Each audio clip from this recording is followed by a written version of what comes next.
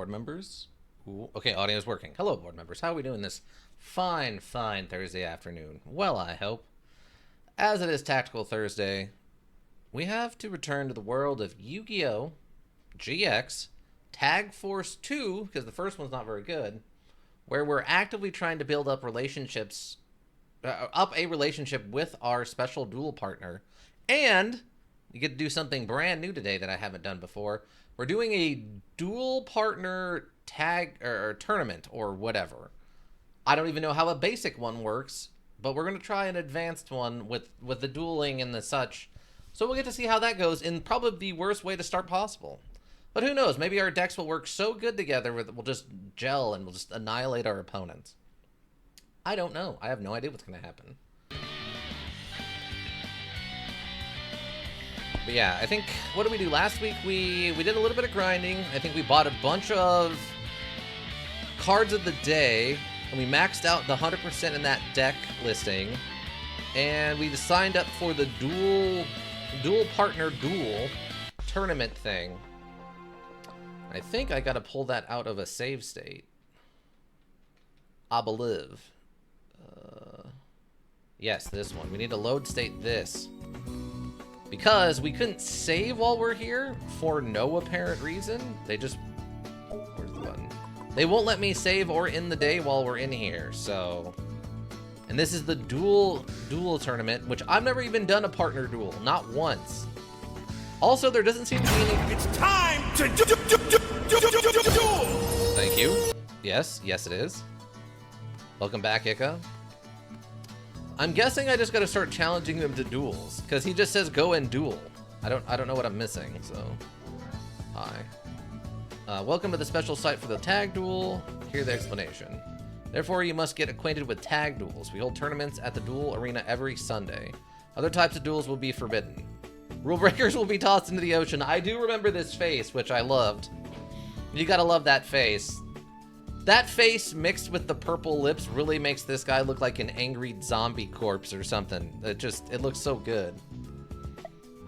Now, if you beat 5 of the groups of students here, you'll be crowned the winner of the tournament. But if you lose or draw once, you're eliminated. Understood? I don't think... Understood? I don't think I can do my face that wide. Nah, he looks like Pot of Greed. Oh, I can see that. Yeah, I can see that. So start tag dueling till you can't tag no more. Okay. Yeah, I guess we just gotta go challenge these people on our own. You. Do I know you? Joshua and Alvaro. Okay. I need to speak with you. Duel. Oh, okay. So yeah, just by talking to these people, you go into a duel.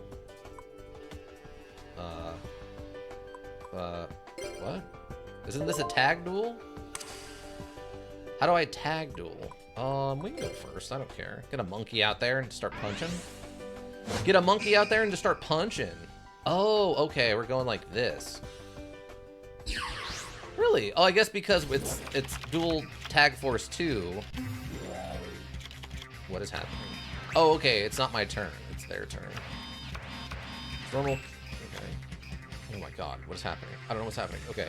When this card is normal summoned, flip summoned, or special summoned, place 1 crystal beast monster from your hand, deck, or graveyard face up in your spell card zone. It's treated as a continuous spell card. If this card is destroyed while it is in the monster card zone, you can place it face up in your spell and trap card zone as a continuous spell card instead of sending it to the graveyard. Interesting. Crystal Beast. If this card attacks an opponent's monsters, it gains 400 attack during the damage step only. If this card is destroyed while it is in a monster card zone, you can place it face up in your spell and trap card zone as a continuous spell card instead of sending it to the graveyard. And Beast Soul Swap. Turn one owner's hand face up, type monster on your side of the field, then the owner of the card special summons 1 beast type monster from their hand with the same level as the monster returned. Wow, okay. That's a lot. 6 samurai, but there's a lot more than 6 of them. What? Oh, for the crystal beast thing? Is that what you're talking about? Alright. Activate? Or set? Wait, what? I don't understand. No, the opponent's deck. Oh, okay. Chain another card? No, not right now. Easy attack is covered by 300 points. Each plant type monster in the face up. Well, I don't know how much good that's gonna do us. I could probably throw you out in defense. I mean, this is a beast type, right? Yeah, that's a beast type. That's a plant effect type. Set that. Or by botanical is just a 1900 attack beat stick. Oh, that's true. I forget it gets points from itself. What's this one? Discard one card from your hand. Return one card on your opponent's side of the field at the top of the owner's deck. We'll set that face down. And then turn.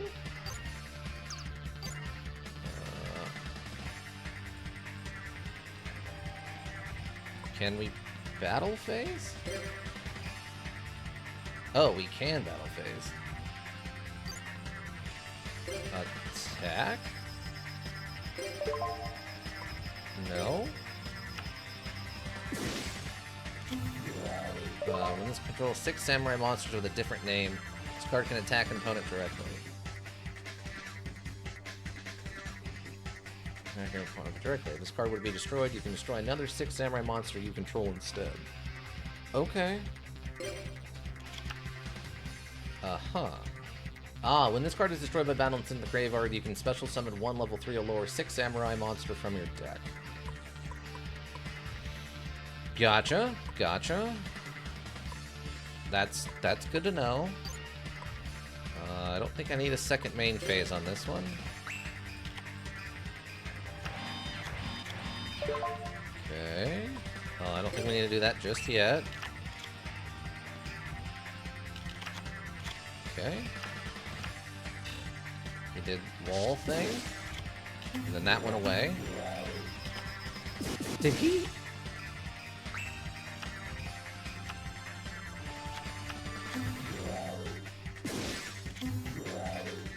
What is... Okay. He just... He took my defense monster out of defense. Card trader. And he put it in the offense and then got it blown up. Do I want to activate card trader? Sure. Let's get rid of this and take something else instead. No? Okay, that's on your opponent's side of the field. Alright. 1500. And this is for each card in your hand. So that would be an additional 12, which is 24. Field. Once per turn, while they control another 6 samurai monster with a different name, the monster cannot declare an attack during the turn this effect is used. This card would be destroyed. You can destroy another 6 samurai monsters you control. Okay. I guess because they're all a big old team, eh? I guess we can just get rid of this thing.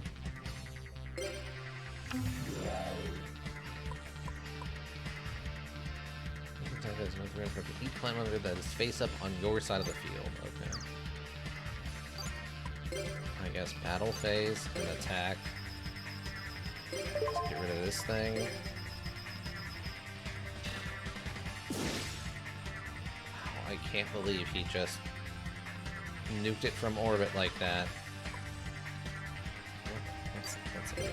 Hold on. In space of Crystal monster control, selecting as an attack target, you can target it. This card is destroyed while it is in the monster card zone. Okay, so that doesn't do me any good. What is this? Effects based on the number of Crystal Beast monsters in your spell says trap card zone. So when this card cannot be destroyed by a card effect, once per turn you can have the battle damage you take. 3, you can spend 1 Crystal Beast monster you control to the graveyard to negate the activation. Per turn during your main phase, you can draw 1 card once per turn. Oh my god, it's all built around Crystal Beasts. It's all built around Crystal Beasts. Okay.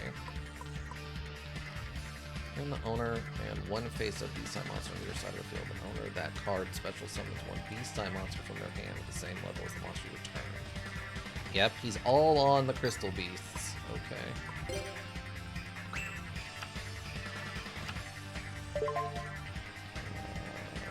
Wait, what is he trying to do?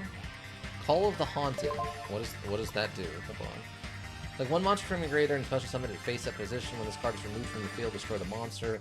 Monster is destroyed, destroy this card. He's trying to get back. Turn while you control another name. You can destroy one face up control trap card. This monster cannot. Oh, you're trying to get this one back. Oh, I guess that's fine.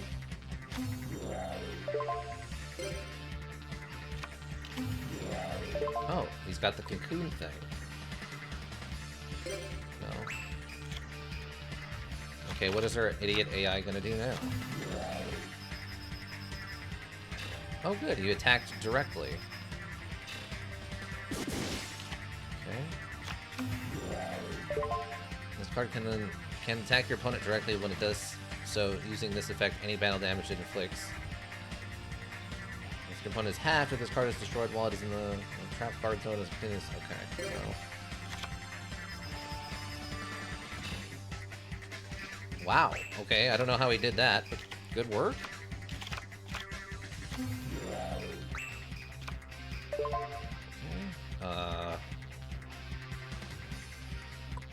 I don't think I need it right now. One face opponent on one side of the field, decrease the attack of a select monster by 700 points. What do we got going on? So this is a 2,000 defense, this is a 300 defense, this is a 450. Okay, so that's not much.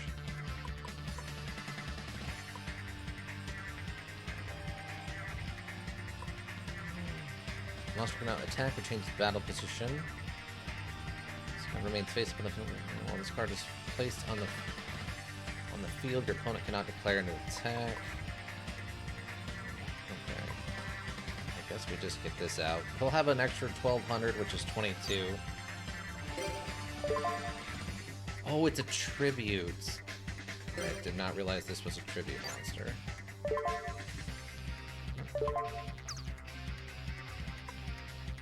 Didn't realize this was a tribute monster. I'm so used to playing it out with the stupid dead other thing. Okay. I guess we're fine then. Let's go to battle phase and try to kill some stuff. When this card is destroyed by battle, it's in the graveyard, you can special summon from your deck. Okay.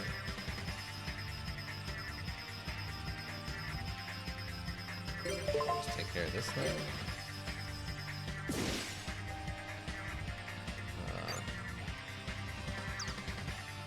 Can you kill something? Huh? Oh, you can attack directly, right? Yes. No. Okay, I mean, we're slightly in the lead now. End phase. So you really have to trust your partner on this one, eh? Oh, you played this cat thing. Oh, okay. No. You did the crystal stuff. Alright.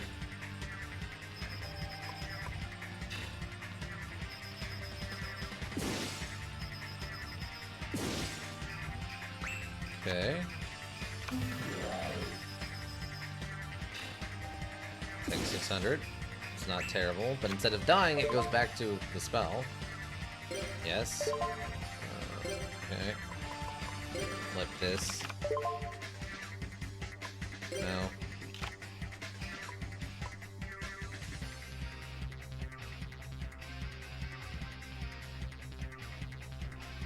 What? Did we seriously just... I understand my face. You can shuffle one card from your hand into the deck. We put this back in the deck, shuffled, and redrew it. I don't know what the chances of that happening are, but they gotta be stupidly low, right? It just works. It doesn't, though. That's the problem. This is something battle damage. So using...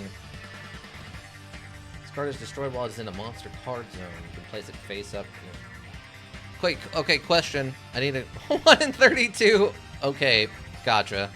Question. So if I sacrifice this to get out Muka Muka, Is it going to go into the graveyard, or is it going to go into spell zone?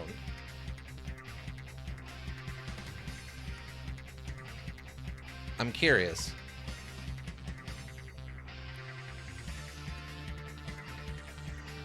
How does that work? I think it has to be destroyed, so it'll go to graveyard. Okay, gotcha. So we don't necessarily want to do that just yet. Gain sworn attack during the damage step only. Unfortunately, well, we can get rid of that, right? You keep scrolling past it in the relevant part, so I don't know. Wait, which thing? Because, like, if we look at this, but it does so using the battlefield, any damage is half. If this card is destroyed while it is in a monster card zone, you can place it face up in your spell and trap card zone as a continuous spell card, instead of sending it to the graveyard.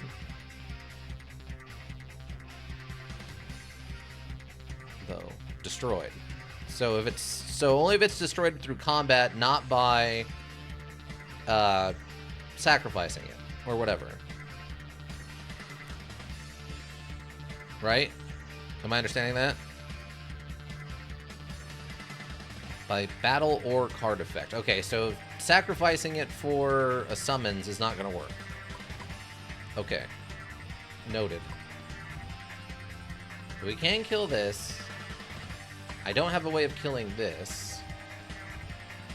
How much damage is that going to be? 12. That'd be 28. 29. It'll send to the graveyard, but to be honest, that's fine since his deck is kind of wants one of each kind, if I remember correctly. Oh, and then we have this one. We actually might be able to kill here. That would be 24. That would be 40. 41. We can actually kill here, I think. I think we can already kill. I think we can kill here. So I'm going to activate this. He can just send this back to his hand. I need to... Oh, I can't put this out? Oh. I thought I could do something with this. How do you get it from here to here? Can you? You have to be able to. He's done it. Is it a card? It's probably a special card, right? Alright, in that case, we'll do this instead. Rainbow Dragon uses it. Oh. Yes. We're going to sacrifice this thing then. Okay, yeah, I just went to the graveyard. Oh, you got 2,800 damage right now. Okay, that's great. That's actually fantastic. Okay, so that's enough. So, oh, you know what else we're going to do, though? We're going to set this. I think basically you can tribute Crystal Beast from your spell and trap zone to summon Rainbow Dragon or something. Ah, okay, gotcha. Discard one card from your hand, return one card on your opponent's side of the field to the top of the owner's deck. We could also do that. Oh, you know what? I don't want to go too much, though, because we still need this to attack, so... I need to set this beforehand, just in case this turns out to be bad for us. Look, yeah, the rest of this we can just battle phase. So, I want you to attack that.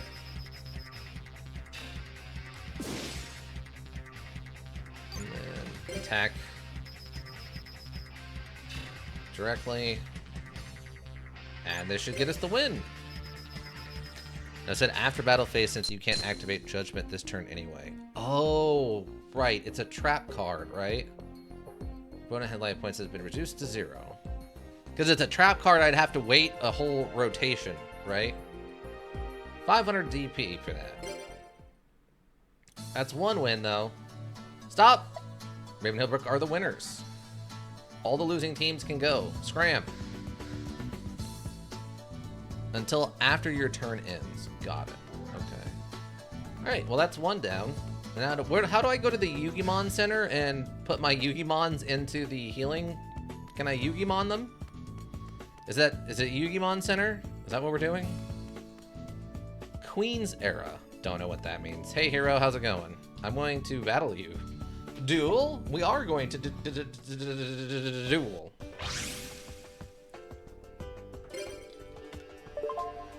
Gosh darn it. They told us if we draw, we lose. So, gosh darn it again. First to go, second to go.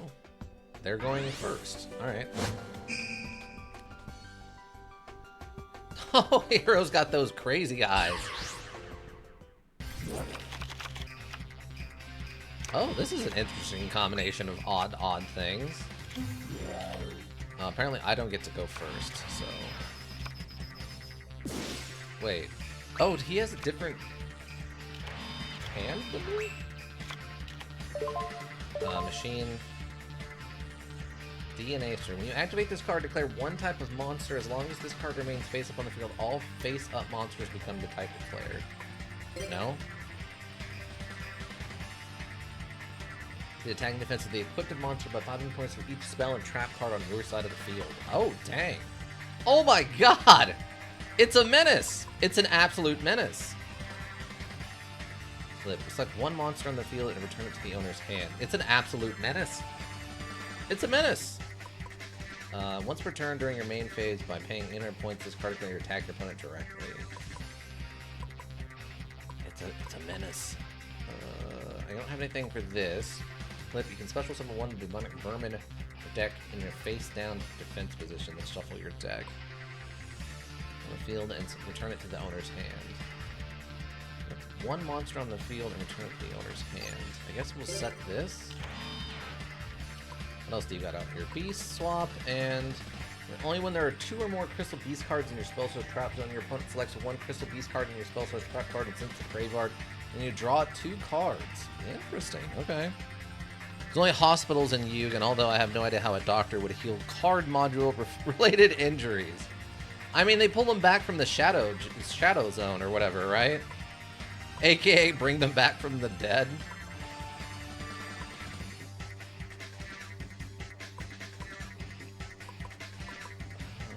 Okay. This thing is an absolute unit. Oh god. And this is 2200 defense. Dang. Alright. Battle phase. Battle phase. I guess we can battle phase and attack. Literally happens episode 1 with Yu's grandpa having to go to the hospital after dueling Kaiba. Oh, I thought that's when he kidnaps grandpa, is right after that fight.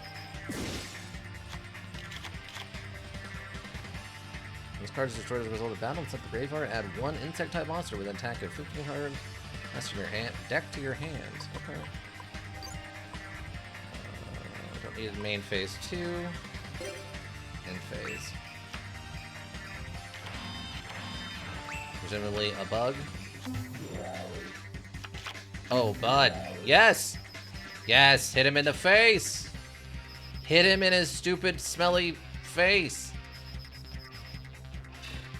Oh, there we go. We hit him in the face. Was more threat than kidnapping. Oh, I thought I remembered that's when he kidnapped his grandpa and put him into the whatchamacallit. That's when he like captured him and put him into like the stone or whatever he's in.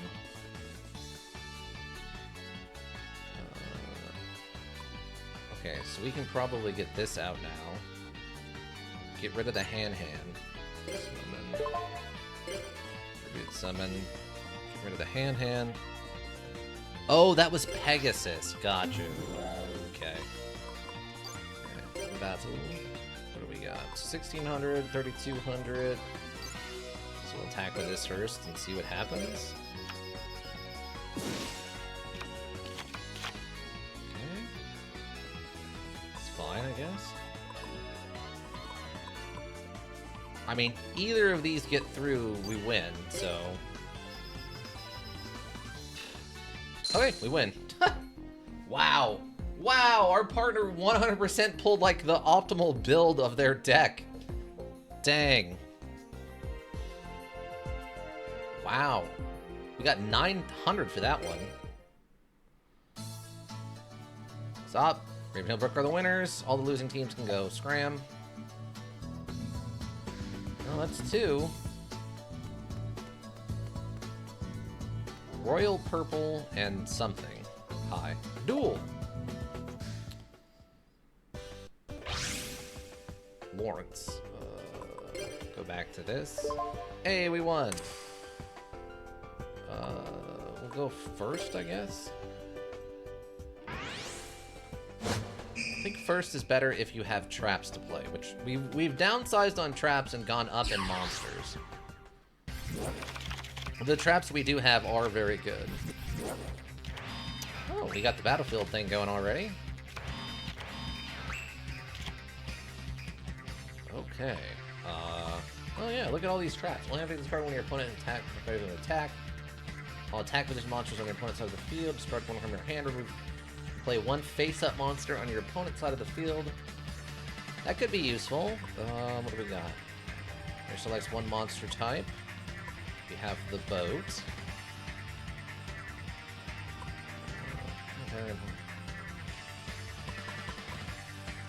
Let's go. Let's start with this, just in case they have like a destroy everything on the board card.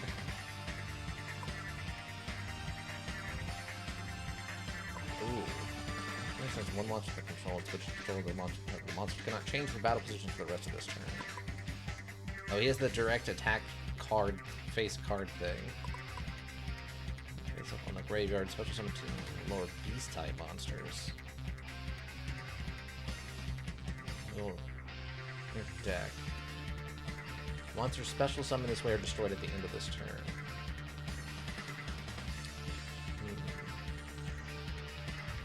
I guess it's just good for an all-out attack, or switching.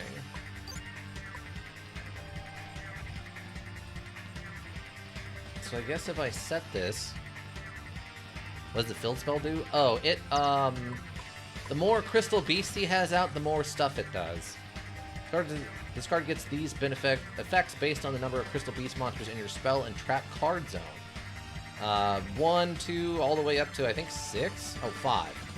And each one does something different. Draw extra cards. This card is invincible. Here's an idea. Alright.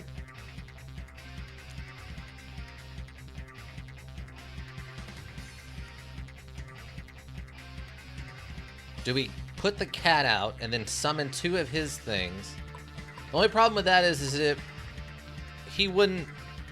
So the cat, then if it survives, your partner can use it to put 2 Crystal Beasts into the spell and trap zone. Okay.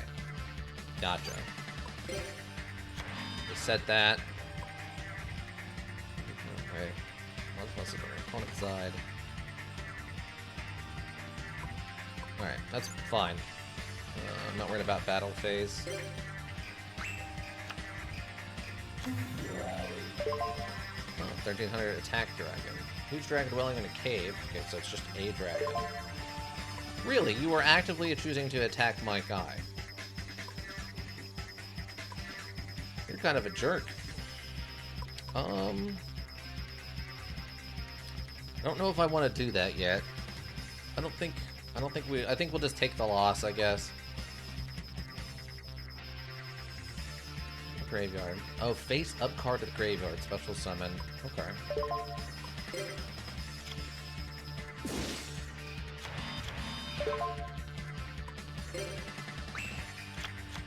Well.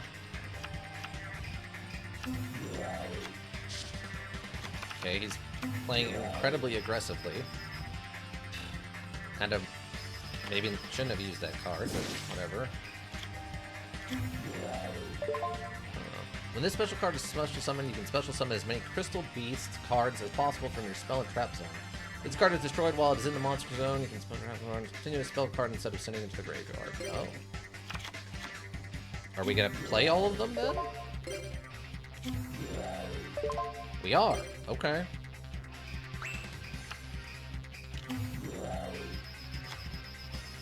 I mean, we're just gonna take 4,000 damage. Because our partner doesn't know what defense means.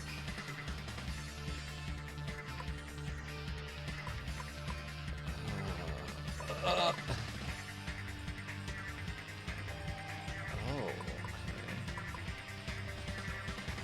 Wait, why are you at half? There's 1, hand at the graveyard and remove the trap card. It as the card is destroyed while it is in the monster card zone. A spell card instead of sending it to the graveyard. What is this thing? You only activate this during your battle step. If this card battles during your turn, discard one dragon-type monster from your hand. Graveyard to increase the attack defense of this card by 1,000 points each until the end step. Interesting. Add because of adhesive trap hole. Oh, trap house. Which is somewhere? Wait, where is it? Is it somewhere? Crystal Beast cards and summon one Crystal Beast monster from your deck. Okay. Oh, in their graveyard. Oh, gotcha.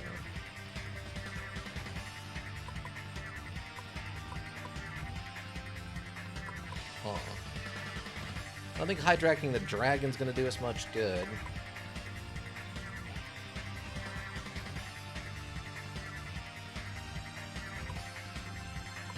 Let's do...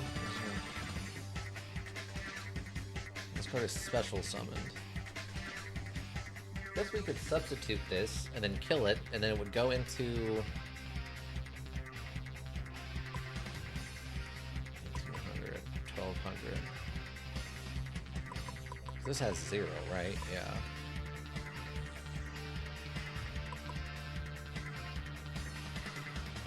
What happens... I mean, the dragon doesn't do us any good.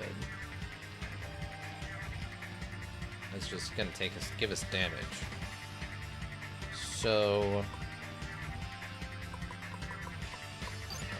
what does the trap house thing do? Only activate this card when your opponent successfully normal summons, script summons, or special summons monster as long as the monster remains on the field. The original attack the monsters. Oh, okay. There's no ongoing effect then. As was my concern.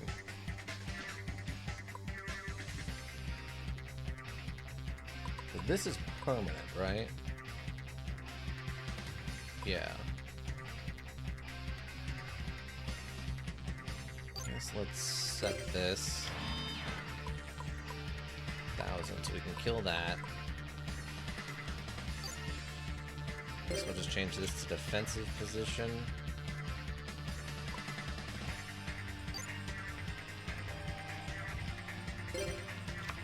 Defensive position. Battle phase. No.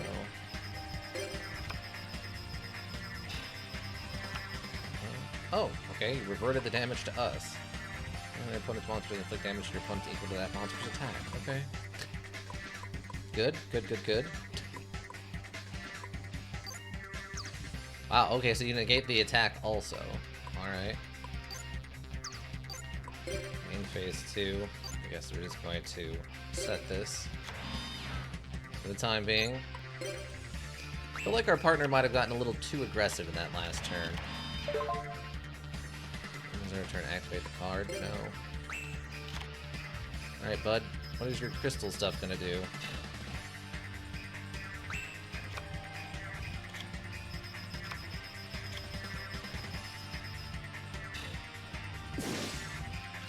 Okay. Alright, some stuff is happening. Special summon in your monster turn. This card cannot attack as treated as a trap card. Card becomes a monster card with the activate Aqua type. This card cannot attack as treated as a card. Okay. Long field. Do you want to pay 2,000? I guess not. No. Okay, we can probably sacrifice this to get this thing out.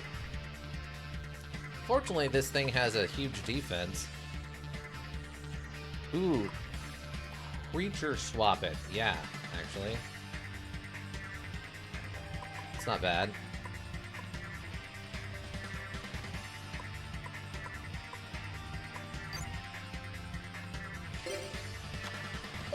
There's this.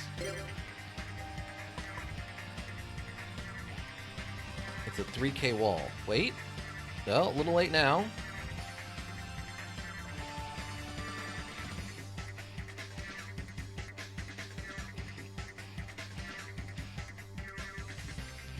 should have put a 0 attack monster in the attack position. Oh, I gotcha. Because it can't switch right now, right? I mean, the cat's only 300 defense. Like, can I cancel? Nah, it's too late.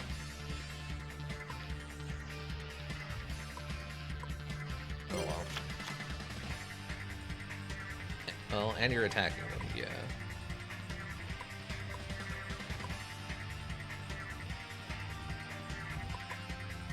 Sucks that this is at half.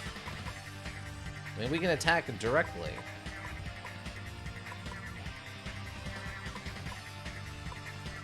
I don't know what that means.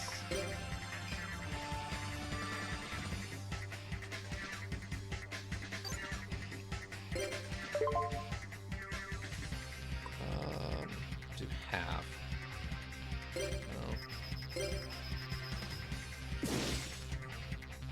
Oh, it goes... Oh, that's actually really good. Because they're not going to have a way of getting that out of there, and that's going to block off one of their spell slots. I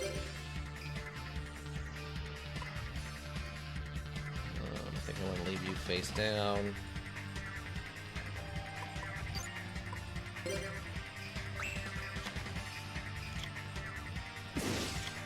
Oh, okay.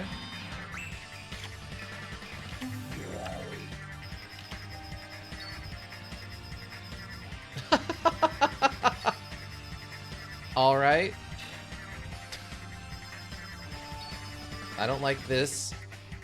Are you kidding me?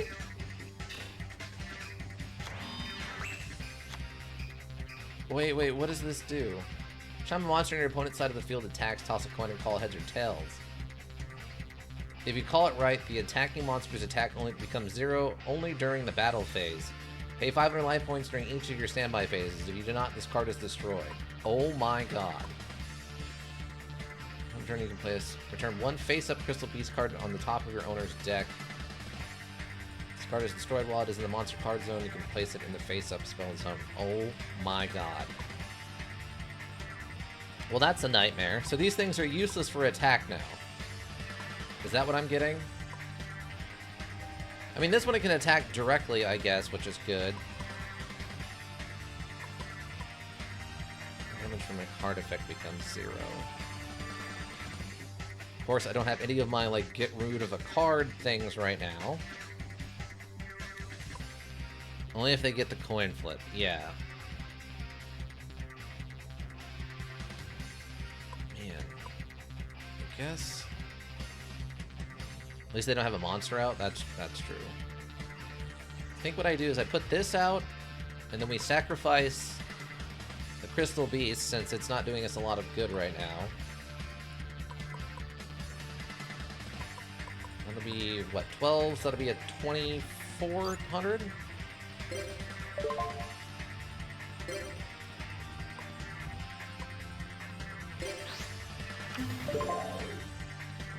Summoning monster, activate this card. Wait, what's it? On the return, you can return 1 face-up Crystal Beast card you control to the top of its owner's deck. This card is destroyed while it is in a monster card. Oh. Top of the owner's deck. Special summon, you can special summon as many Crystal Beast cards as possible from your spell/trap card zone. Don't think I want to do that then. Nah, yeah, I don't think so. So, as we attack,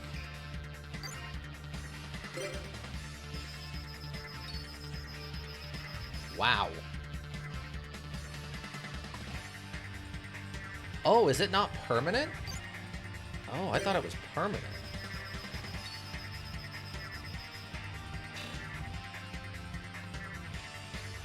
Well, we can't win here. But we can almost win, potentially. Nope. Wow. They got us, team. They got us. In phase, I guess.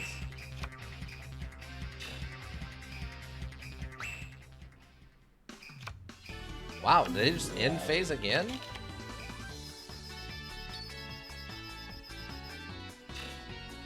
Okay. It's a very good trap card. Would be busted if permanent. Yeah. Also, shouldn't those be able to attack directly? So shouldn't that circumvent needing to be rolled for? Hey, we got there. Okay, I would say that these decks don't necessarily 100% synergize, but they're not terrible together. Okay. Stop. That's 3.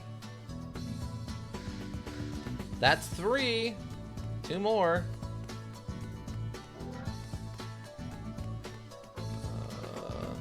Let's see. Do I know anything about you? Walter and Yan? No? Revolution. Okay. Let's go. Kaitum? Was it Kaitum? At least it's nice enough to let me choose the thing. The rock, paper, scissors. We can go first. It's not blocking by summoning a monster, so no. Oh, okay. Hayden and caught him. Yeah, caught him. Hate him?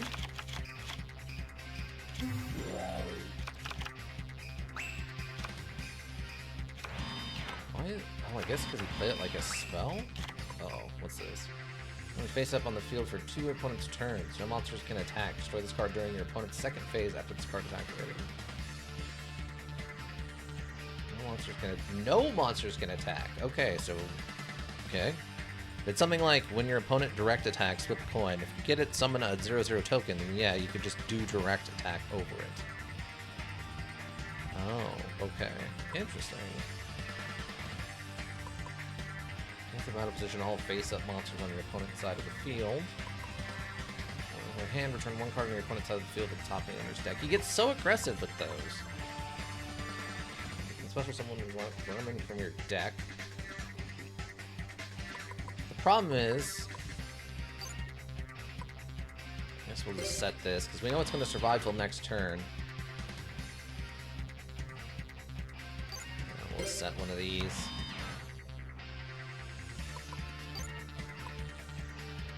What does this thing actually do? Neither player can attack. Oh, that's right. That's right. Well, that's why we know that the rat will make it to the next round. This card attacks a face-up defense position monster. Destroy the monster with this card's effect without applying damage calculations. Huh. Okay. No. It's weaker swords, yeah. Oh, he got the thing out there again. That's good for him. Okay, that's done. Actively attacking. Take 100. 1800 and 1800, so we would get to choose, so I can just send that thing away.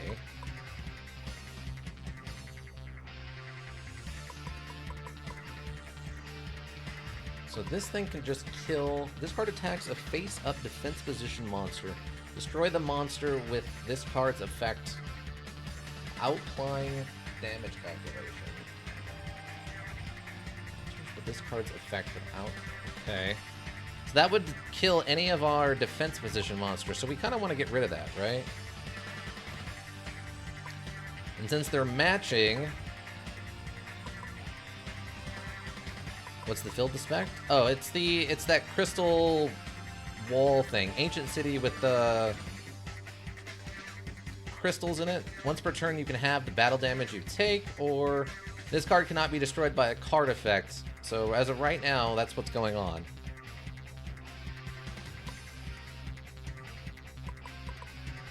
It's 1600 damage. That's a defensive card. Is boat. Flip, especially someone. I play this. Destroy one face-up attack position monster with the highest attack on the field. You tie, you get to choose. So I would destroy that, and then we could attack with this. What's this? Destroy one card on your hand. Return one card on your opponent's side of the field to the top owner's deck. Ooh, face-up on the opponent's side. Could just make it 1,000 and then punch it in the face.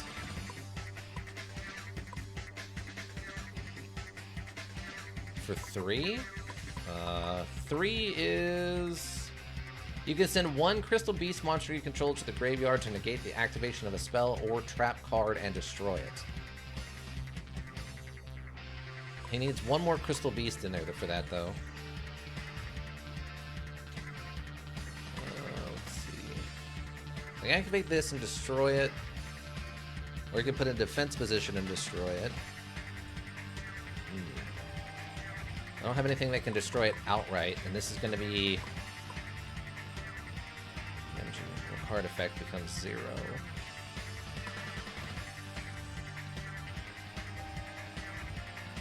Result of battle, destroy the monster that destroyed it. I think we'll just do this. And then... 100. Set this. Battle phase. Attack that. Just to get rid of it. Oh. What does this do? You can activate this card when your monster is sent from the field to the graveyard. Destroy 1 monster on the field. Oh. Activate the effect. What do you do? Special summon you place 1 crystal beast from hand, deck, or graveyard face up in the crystal zone and trap card zone. It is treated as a continuous spell. If this card is destroyed while it's in the monster card zone, you can place it in the face up. Oh, I guess yes? Yes to becoming a spell, right. Which sucks, but it's fine, I guess.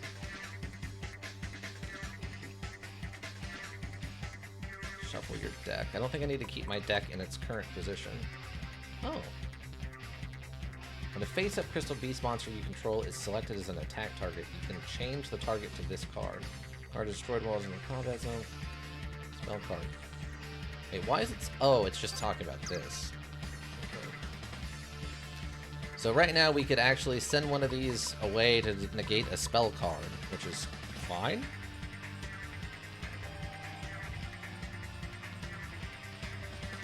Summon that. Okay, I don't think I can do anything else in my main phase. So that's fine.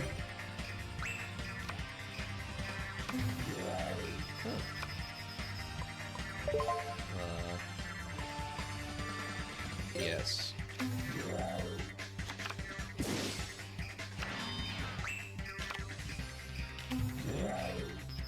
I mean, if nothing else, he's got cards out here. Okay.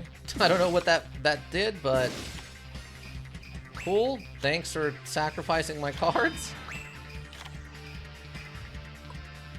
What is this? You can draw 1 card from your deck. Flip. Okay.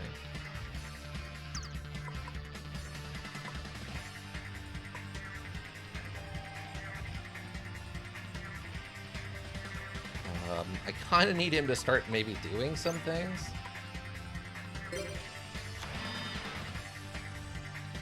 Please? Can I please? The monster inflicts battle damage to a player. Return the monster to its owner's hand. Chain another card. Oh. Wait, what is this? Is it send it to the graveyard or... The activation of the spell to attract card and destroy it. Wait, what? What am I? I'm waiting. So, okay.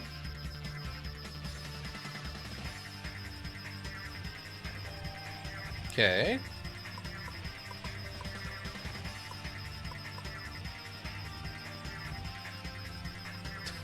I'm waiting with bated breath and a thirsty mouth here. What's about to happen? What is what is Ika cooking up over there? I just need to be able to, whenever we're playing you, I just need to be able to cut to a single image of, like a GIF, basically, of Ika just with a pot and a chef's hat, just stirring the pot. Ika, can you send me that? I'll turn it into a GIF myself. I can turn it into a GIF. I know how to do that, but I need a video of just you with a chef's hat and a big pot and a spoon and you just stirring that bad boy so I can just cut to Ika's cooking. Anytime we're playing you, it'll just be random cuts to Ika's cooking. When a spell slash trap is considered activated is only when it's initially put on the field slash flipped face up. So this is the only time you can negate it, even though he can use the effect again as it's a continuous. Maybe? Okay. Okay, so this is... So... Oh, okay, so if I negate it now, would it go to the graveyard? Hold on. Negate that activation in the trap part and destroy it. Oh, yes, it would. So we could trade, like, one of his, like, we can give up this. This one must be from your hand deck or graveyard. Oh, yes. Okay, so we give up... Beast cards as possible from your spells to trap card zone. Control selected as the attack target. You can change the target to this card. So we give up this. Right. So we give up this. We give up this, and we negate this, and that'll get it off the field in exchange for this thing. But once he puts this back out onto the field, he could pull it back from the graveyard or whatever. Okay, no, that's worth it. Activate chain. Yes. Activate. We want to send... Oh, it has to be... I thought it was any Crystal Beast. Apparently it's only the one on the field? Okay, well, I guess we'll do it. I didn't love that, but that's fine. There's nothing else I can do in here.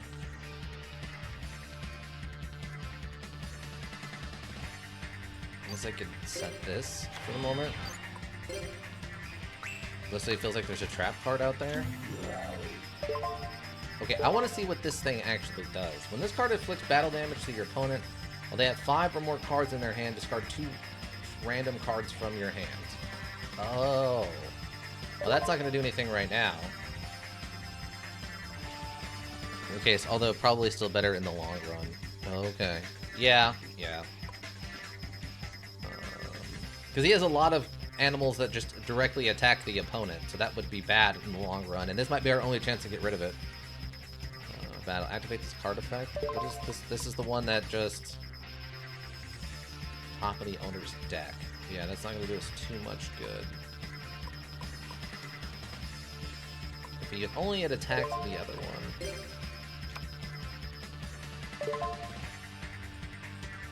Yes. Okay, that's, I think, our last one of those, by the way.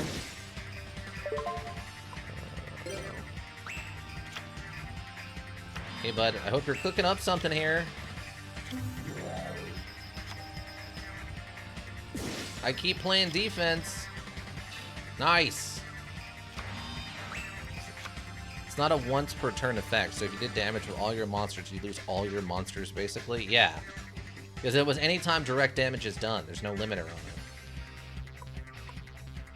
Once per turn, you can change one of your monsters that were attacked this turn to defense position. This card is destroyed while it is in the monster zone. Oh, okay. Interesting. This card is destroyed instead of the graveyard as a result of battle. Destroy the monster that destroyed it.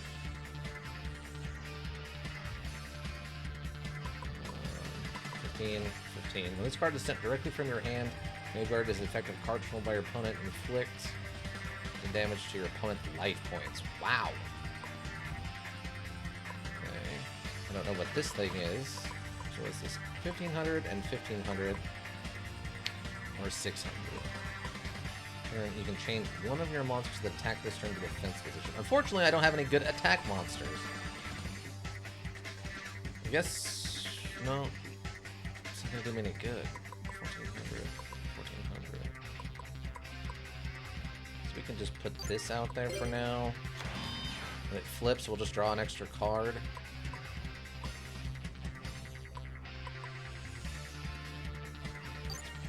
Fine. End the phase. No. Okay. No. Let's take that.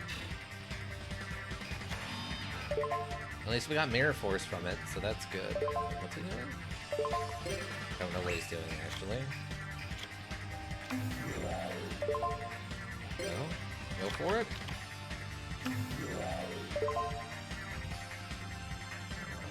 No? No? Whatever you're doing, bud, just keep it up.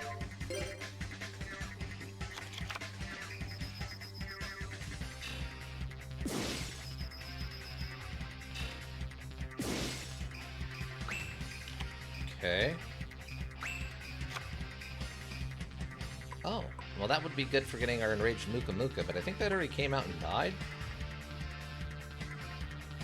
Okay. Not gonna trust you with that. I'm gonna set that. I'll set that one for you. We got a 1700 and a 1800. And a lot of defense here.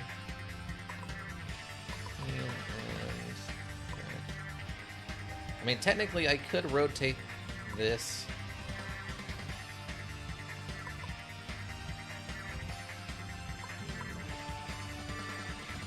Okay, he has battle phase. Attack? Attack? No. Okay, that's good. Attack. Okay. People running about. Although they always suffer in silence, they swear an oath to inevitably revolt. People running about. What a bizarre card that is. I guess that was that revolution thing, so it's all castle effects and stuff? Okay. Well, I guess in phase? Wait, what is this called? Backup soldiers. You can activate this card when there are 5 or more monster cards in your graveyard. Select the 3 monster cards with an attack of 15 points or less. Effect monster cards from your graveyard and add them to your hand. Okay. You got 1 card from that? Alright, bud. Really going in all in on this attack thing, hey?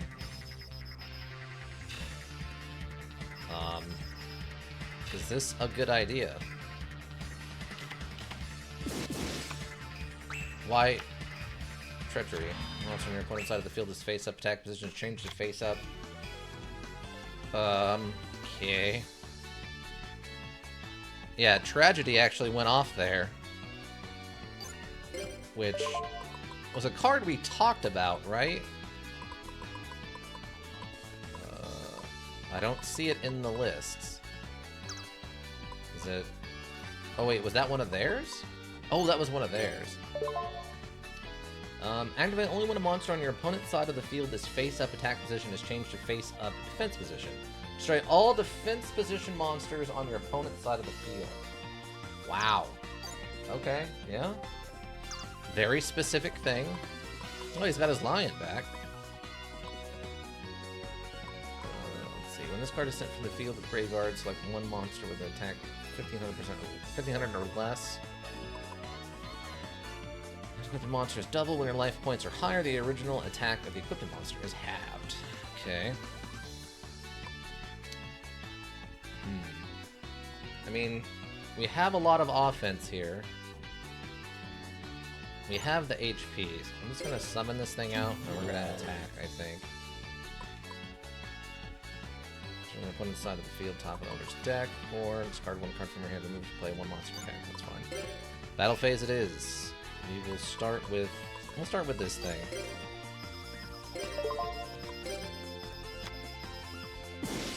Oh, okay. Cool. We win?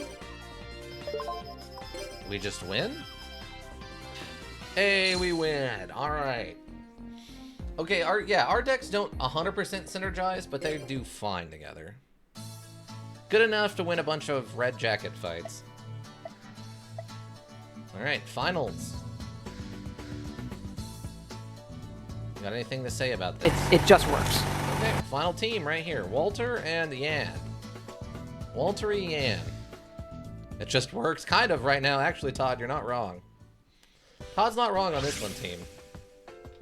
Rock. Draw. Son of a... No one expects double rock! Told you. No one expects double rock. We'll go first. That seems to be working out okay for us.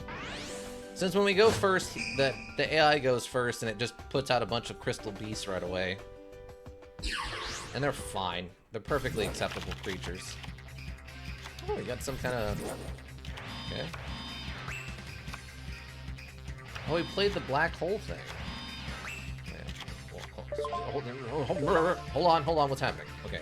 Monster card is set to be set face down, monster set in defense position, normal summon in face up defense position. Okay, so that's fine. During each of your standby phases, put one A counter on a face up monster your opponent controls. That's bad. Okay, we have the turtle guy, which is fine. Destroy one spell or trap card on the field. See, look, he put the spell card out on the field like I do that you always say is wrong. Oh, he's getting mad at me. I'm doing something wrong. Look, the AI is doing it. This card can be normal summon or set. This card can be special summoned by removing the play. Oh, I can't do that yet. Because it's quick play, so when it's set, it functions like a trap. How do you... Oh, okay, there it is. It says quick play there. Gotcha. We got turtle or unknown. I guess we can just put out another defensive monster. Tribute. What's this one do? When I activate this card when there are 4 more monsters in the field, destroy all face-up monsters on the field. That's going to be an interesting one. This is just any one, right? This card can be set face down. Once we're set in defense position, our normal summon in a face-up defense position. Wow, if you mix that with that other one, that one card that could kill face-up defense position monsters, that sounds like that could be a heck of a deck. Alright, we'll just set you. Not that it matters, but... 800 to do 800 damage. No, not yet. Not yet. Not yet. Monster on your side of the field. On their side of the field. Tribute would just destroy them. Okay. Not worried about battle phase.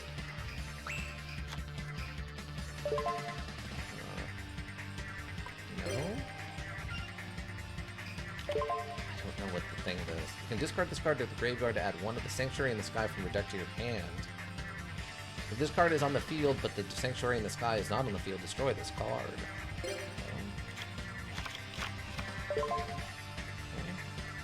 Pandemonium. Your player has to pay life points during the standby phase for Archfiend monsters. Each time a player's Archfiend monster cards are destroyed and sent to the graveyard, except as a result of battle, the player can select 1 Archfiend monster card from his or her deck that has a lower level than the destroyed card and add it to his or her hand. Wow. Sanctuary in the Sky can be annoying, but then they didn't play it. I don't know. No? Whoa. What just happened? Hold on. Alien Skull, you contribute 1 face-up level 3 or lower monster on your opponent's side of the field to special summon this card. Opponent's side of the field. If you special summon this monster this way, place 1 A counter on this card. Not normal summon or set the same turn. If an A counter battles an alien monster, it loses 300 attack and defense for A counter during damage calculations. Oh. Wandering Warrior who seeks this... Okay, that's something special then. Okay. I think we're all right here? Technically. I think we're okay here. No. Yes. We are okay. On your opponent's side of the field, it's a special summon. You can tribute 1 face-up level 3 or lower monster on your opponent's side of the field to special summon this card. Oh, I guess because they didn't special summon it, they didn't get to apply the thing. Okay.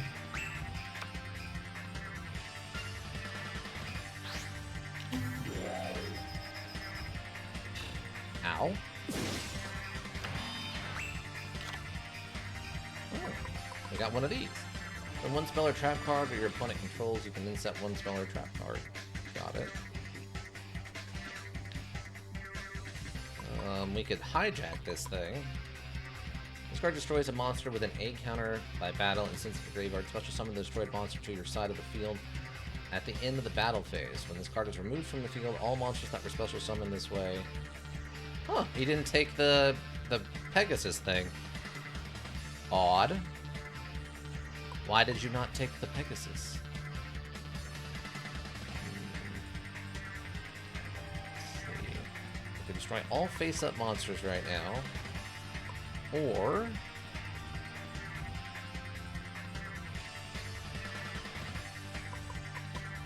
special summon this. Also, field spell blow up because during this period, you had a weird rule where only one field spell can be on the field at a time. When there's already one, it blows up. Oh, that's what got rid of that. Okay, I was kind of curious. One face-up monster your opponent controls. Okay. Steal their monster, give them your 2000 defense monster, then you can steal it back. Wait, what do you mean? Hold on. Steal their monster. How do I steal that?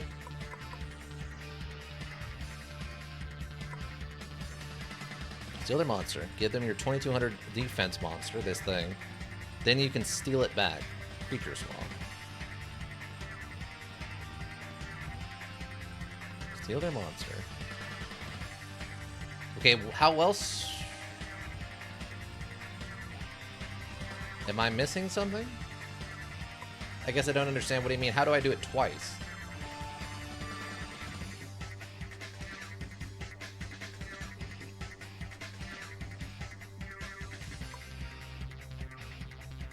So just... What?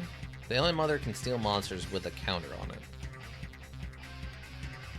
Oh, I got you. Okay, right. So we want to put this in offensive position, right? Then we creature swap, and then it'll kill it, and then we'll get it back. Since it does have one A counter on it, right? And then that way it'll also do, yeah, okay. Change to attack position. So then we creature swap.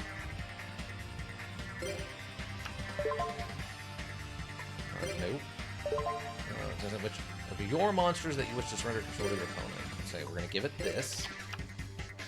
Okay. Then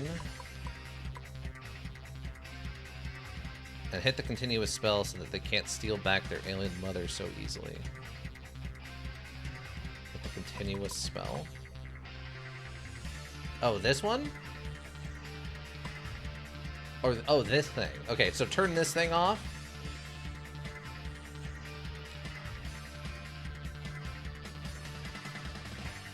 The A-cell breeding device. Just get rid of this one with the Dust Tornado. Well, I can't activate it now, right? Oh, I can destroy one spell or trap card on the field. So we can activate this.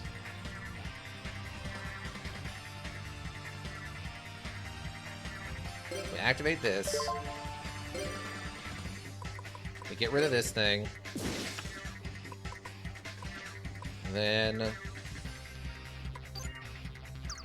Oh, wait. Oh, I already set the other thing. Wait, did I set the other thing? Oh, because we switched them, right? Something like that? Is that what it is? Okay, that's fine.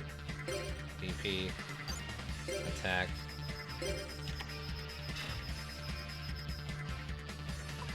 What just happened?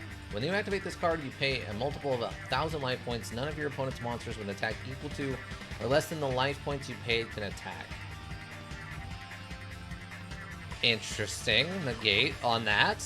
That's a lot of life points to pay to not lose this thing, but okay. Interesting. Very, very interesting.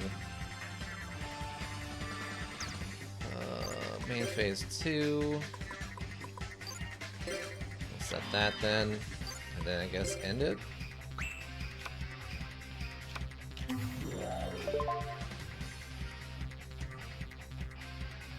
You have back row removal, it's fine, yeah. The controller of the monster attacks this face card. The controller of a monster that attacks this face down card. Face down card takes 1,000 damage after damage calculation. This card cannot be destroyed by battle. Damage calculation is applied normally. Interesting. Okay, he just got rid of it. He was not effing around. There was no jokes to be had. He just wanted it dead.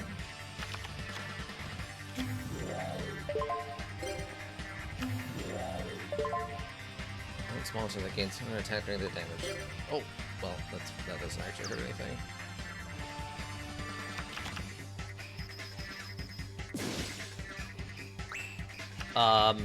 Oh, because it's full, I don't get that back.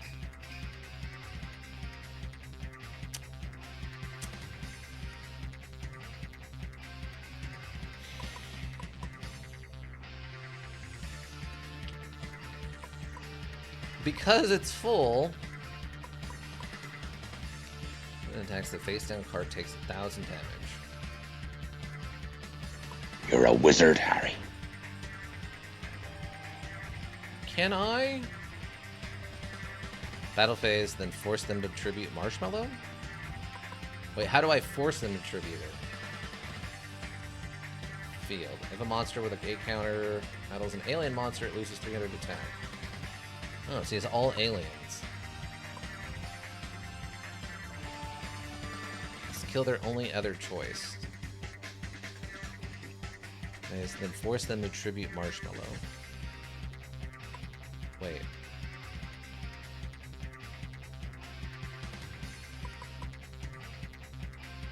Was that 770? Welcome.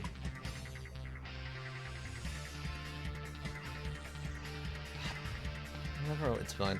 Battle phase, then force them to tribute Marshmallow. Tribute it for what? I don't understand what you mean by that one.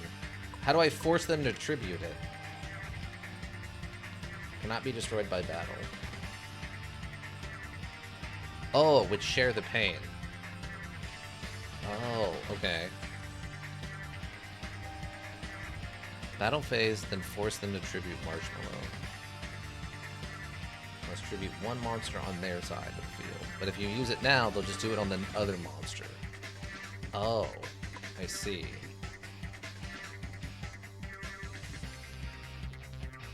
That makes sense. That makes sense. I think I get what you're saying. Also, I could get this out there right now, too. What does this do? 2,300 damage?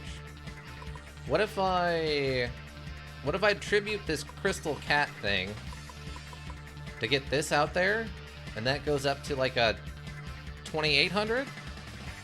Is just me or the screen a bit crushed, or is normal standard? It might be a little crushed, maybe, because it is technically a... It might not be in its normal resolution. Let's put it this way. Yeah, it's PSP graphics on a PC, yeah. The graphics are just old. They're just old graphics.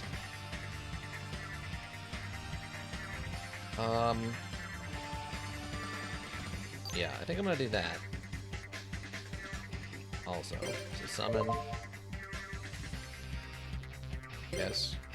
Get rid of the cat. And then we could summon Enraged Muka Muka, but you won't be doing any damage with it till this turn, unfortunately. Well, I'll do some damage. Right?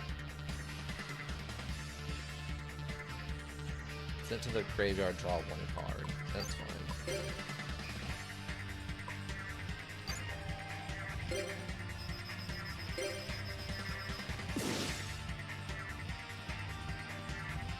Oh, that's what you meant. I realized what I just messed up. That's okay. Not a big deal. Why is it so low on Muka Muka? PSP screen size understandable. Muka Muka. Marshmallow can't be destroyed by battle, so it's just a big wall. I just realized how I messed that up, though. I should have tributed to get the Marshmallow, and then tributed something else to get the Muka Muka out. It's fine, though. Because I should have shared the pain with the cat thing. Now I'm gonna have to do it with like with this tiger or something. Unless we just get lucky, but what's the tiger do? This card attacks a monster against 400 attack during a damage step only. Destroyed while it isn't a monster card. Yeah, that's probably fine.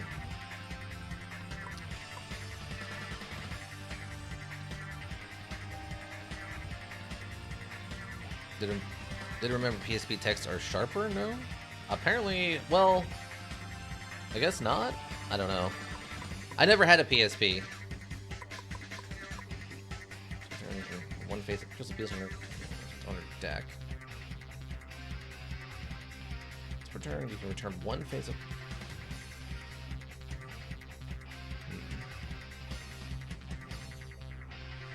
Distributing isn't destroying. Yeah, that's fine. So I'll activate this. We select the monster as tribute. And we'll just get rid of this thing, I guess. I mean, we're stacking him with a lot of options here. And opponents like one monster. Oh, you got this thing back out. Select on this card graveyard, select on the secondary of this guy to add from your deck to your hand. Why did they do that? It seems like a complete misplay. And then they just lose. They just absolutely lose. Wow, what a total misplay. I can't read. Yeah, weirdly enough, they can't. Stop. Ravenhillbrook are the winners! All the losing teams can go. Scram. Okay, that's it. We won the tournament. We won our first duel. Oh, looky here. The last team standing is Saltier and Jesse Anderson. Talk about a great pair. As your prize for winning, I'll give you this. Did it, Patrick! We saved the city! That concludes today's tournament. Saltier, we did it. Hee hee hee. That was fun. Nothing more to say than that. Whoa! That was a huge bump in partner love. Hey, I came to get you, Saltier. Come on, hurry up and get changed so we can go duel. Oh, it's Monday. Okay, so all of Sunday is just the tournament then. All right, I want to save now. We haven't actually like... What? What just happened? Oh, stonks. Okay, yeah, stonks. Mega stonks. Well, we do have 4,800 Quatlus here. I don't know what to do with those. I mean, we have the perfect deck. There's nothing more that can be done.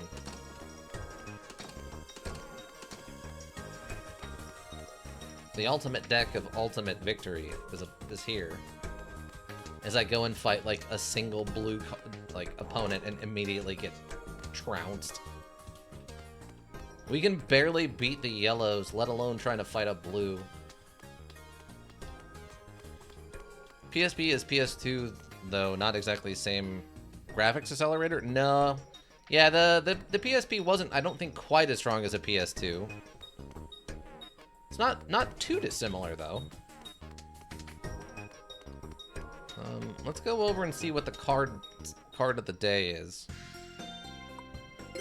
We also still need to go to... Oh, we haven't ever been to the duel field. Or the Chancellor's office. Classroom. Let's go to the store. These Sundays are a lot more exciting than in the GX Tag Force 1. What does the Sundays in that look like? Oh, it's Alligator Guy. Hi, Alligator Guy. Hello, my friend. Oh, are you curious about Karen? Karen is my family. Try to be friendly with her. Oh, it's in a Baby Bjorn thing. Oh, also the teacher's here. What are you doing here? I know a sucker when I see one. Now duel us. Chop chop. Oh, they want to fight. Weird. I don't know if I like that. It's tag duels, but there's no special prize or tournament format like that. Weird. Hello, want some cards? Sure. Basically just practice only. Oh. Ooh, what's their new set? Taste the attributes. This pack has cards of all attributes. Okay. Over the rainbow. Celestial Sign. It seems this pack contains fairy-type monsters. That's not going to do us a lot of good. Reaching duel with fire. I guess we can just pick up a bunch of these. Welcome to Fight Club.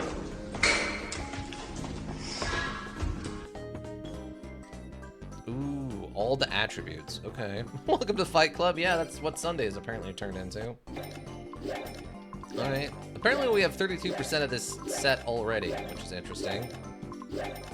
Let's just pick them all up, shall we? Let's get a whole sleeve of them, or whatever they call this. Alright,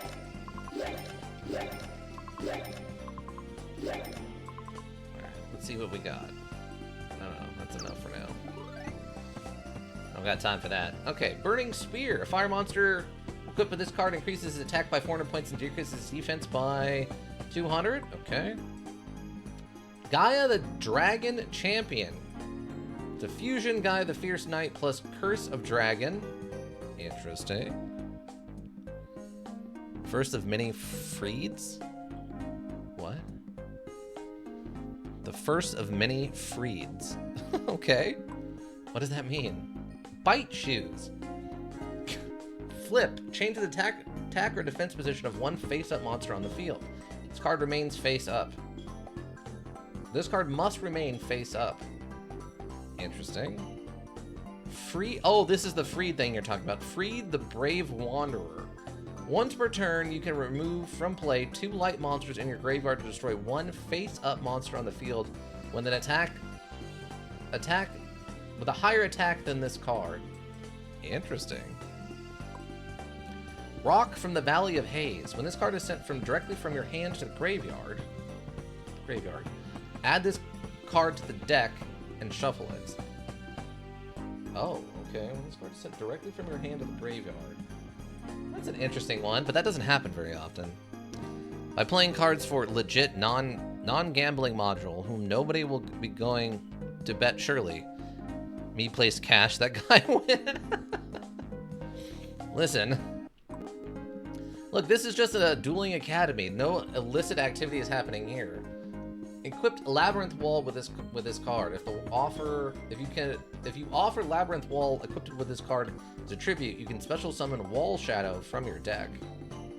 Wow, that changes a lot in this version compared to the Duelist of the Roses thing, where this is just like literally adding on to like a bunch of magical walls. Sure. Yeah, there's no illegal, illicit anything going on here. It's all just good schooling and fun. Chaos Rider Gustav. By removing from play up to 2 spell cards in your graveyard, increase the attack of this card by 300 points for each card removed from play, till the end of your opponent's next turn. This effect can only be used once during your turn. So we could get it up to 2,000. That's not a great card. Inferno Hammer. When this card destroys your opponent's monster and sends it to the graveyard as a result of battle, you can select one face-up monster on your opponent's side of the field and flip it into the face-down defense position. Interesting. It's not a terrible thing. It looks like Rock can be good if you're building a deck out deck, since if you have 7 cards in hand, discard Rock, it just refills the deck. Oh, that makes sense. And you can only really need the one monster. Basically, Hanafuda? What's Hanafuna? Inferno Hammer ain't bad? No, that seems okay. I mean, it's just a big puncher boy, and he just walks out with his hammer and hits you with it. And then you can flip one thing to a face-down defensive position, which actually would go really, really well with those swordmans that kills anything in like defensive, like face-down defensive positions. You could actually put this in there with that, and it would just put stuff into defensive positions, and then the swordsman would just kill it. Panda, we have Panda. Spirit of Flames. This card can only be special summoned by removing one fire monster in your graveyard from play. Increase the attack of this monster by 300 points during your battle phase.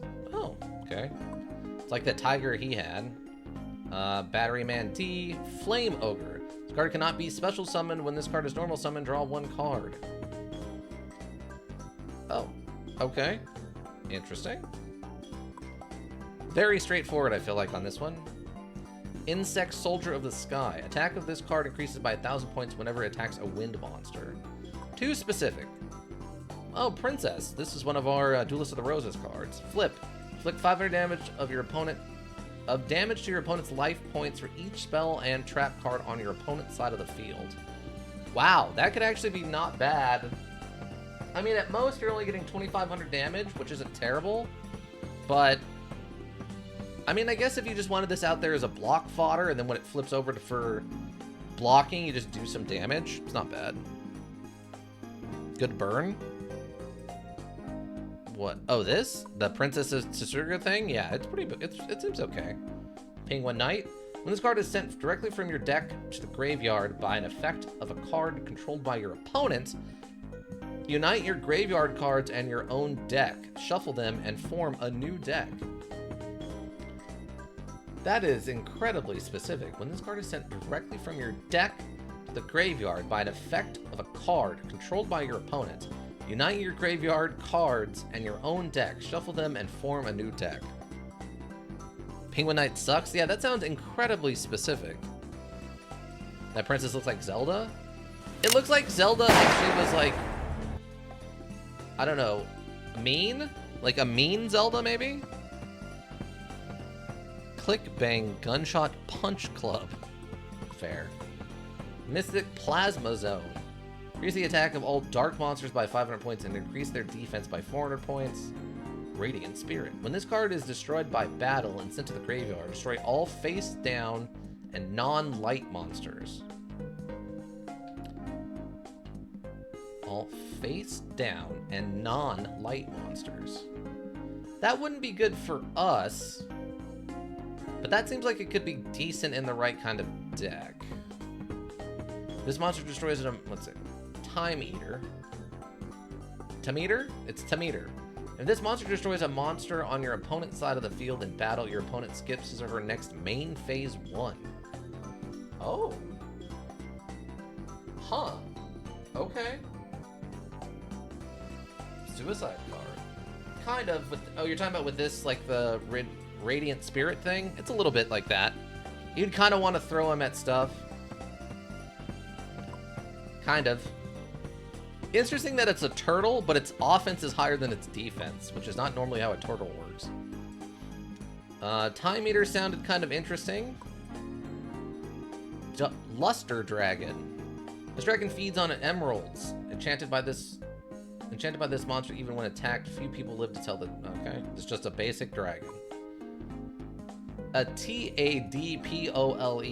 Tadpole. When this card on your side of the field is destroyed as a result of battle to the graveyard, you can add any tadpoles from your deck to your hand, then shuffle your deck. Okay. Kind of similar to the rat, but a little different. Luster, yeah, Luster Dragon. Not Lustful Dragon, Luster Dragon. The monster attacked by this card will be destroyed during the end phase, the 5th turn after the attack. I don't understand those ones. Ocean Dragon Lord, Neo Daedalus?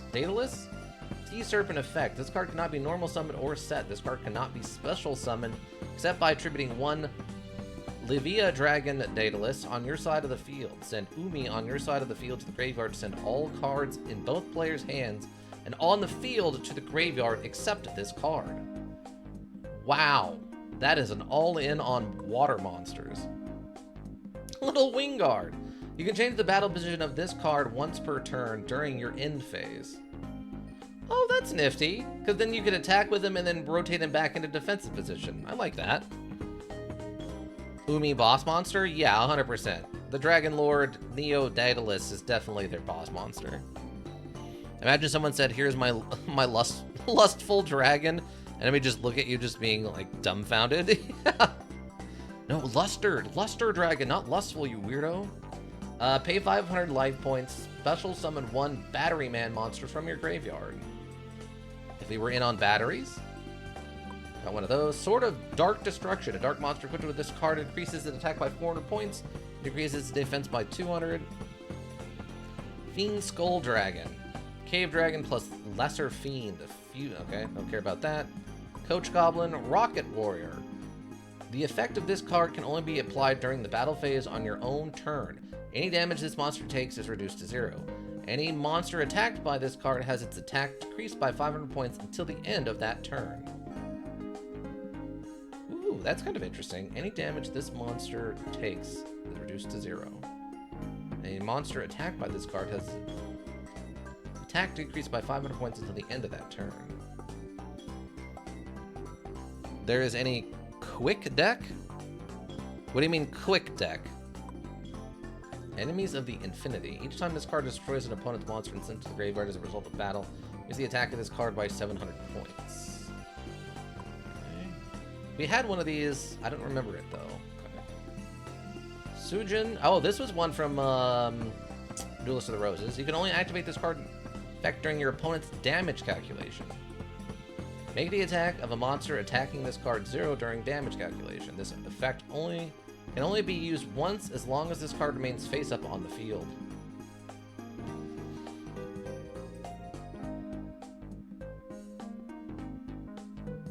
Oh, just min-maxing to win, like a quick win deck? Not really, no. They balance this well enough by this point that that's not an option.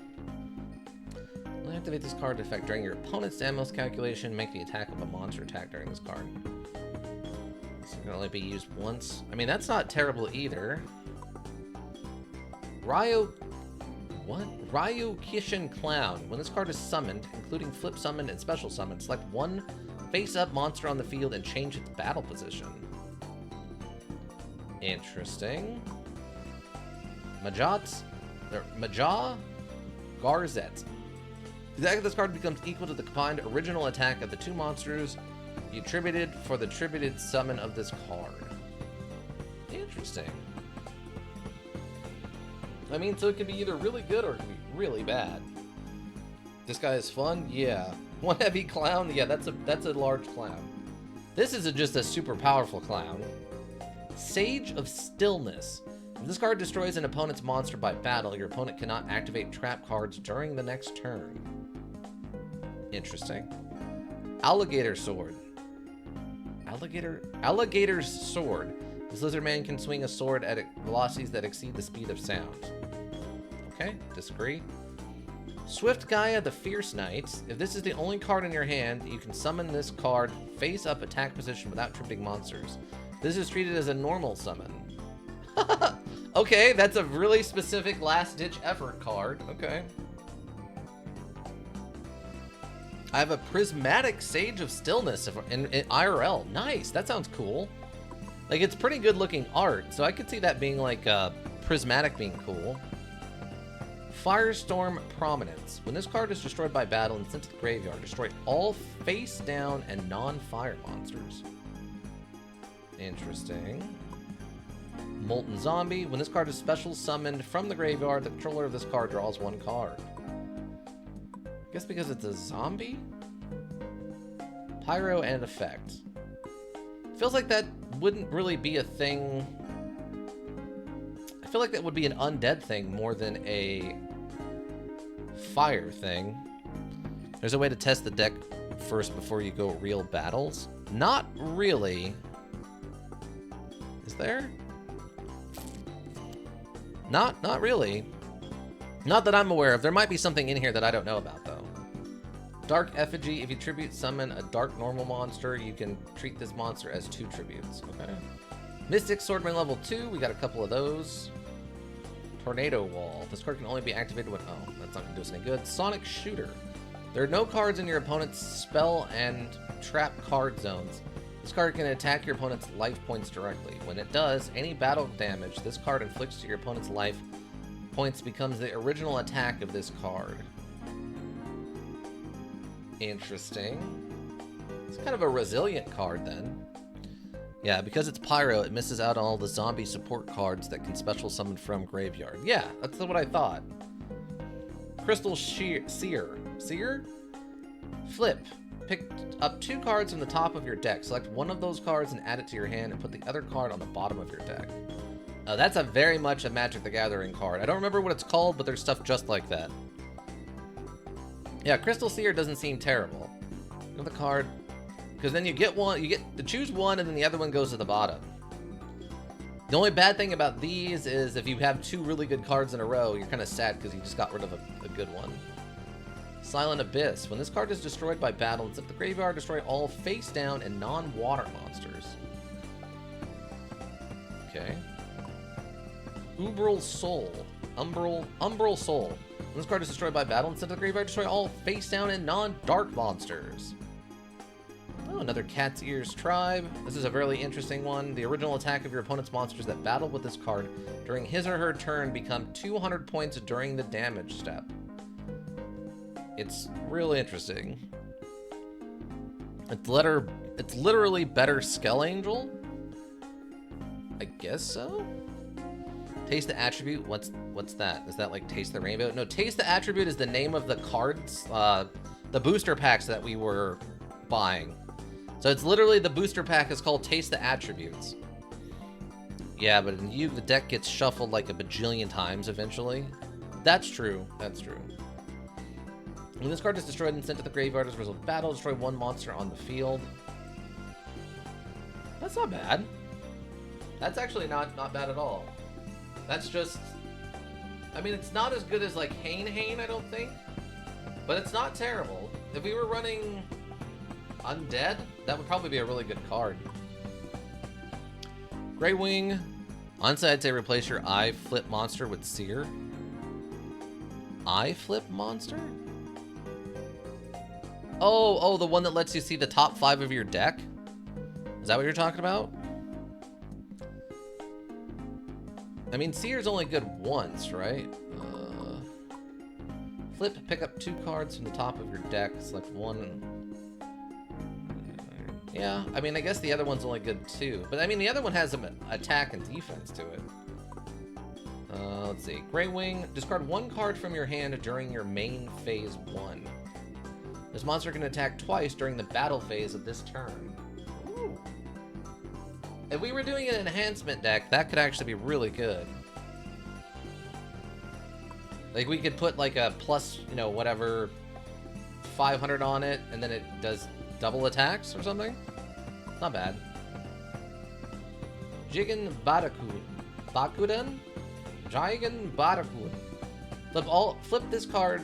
Wait, after this card is flipped, offer it as a tribute during your standby phase. Destroy all monsters on your side of the field and inflict direct damage equal to half of the total attack of the destroyed cards, excluding this monster, to your opponent's life points. Wow! That's all or nothing, hey? You just throw everything at them? Eudoria, we could replace your Yumi ship with?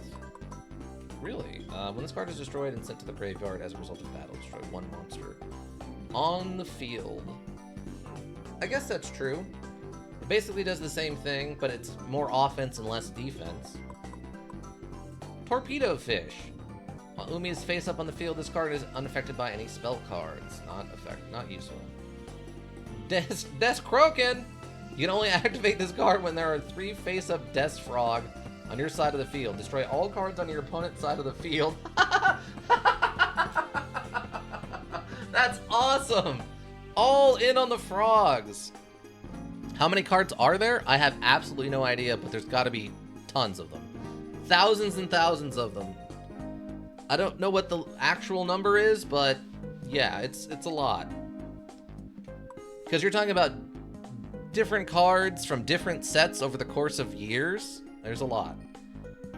Sengua of the Thunder. You can only activate this card's effect during your opponent's damage calculation. Make the attack of a monster attacking this card 0 during the damage calculation. This effect can only be used once as long as this card remains face up on the field. Okay. So it's like that other one, Cyanogen or whatever, but thunder instead of water. Not as much back during this module, but I wouldn't be able to give an answer, yeah. Ooh. Orca Mega Fortress of Darkness. What? Attributing 1 torpedo fish on your side of the field, destroy 1 monster on the field. Attributing 1 cannonball spear shellfish on your side of the field, destroy 1 spell or trap card on the field. So it uses those as ammunition. Interesting.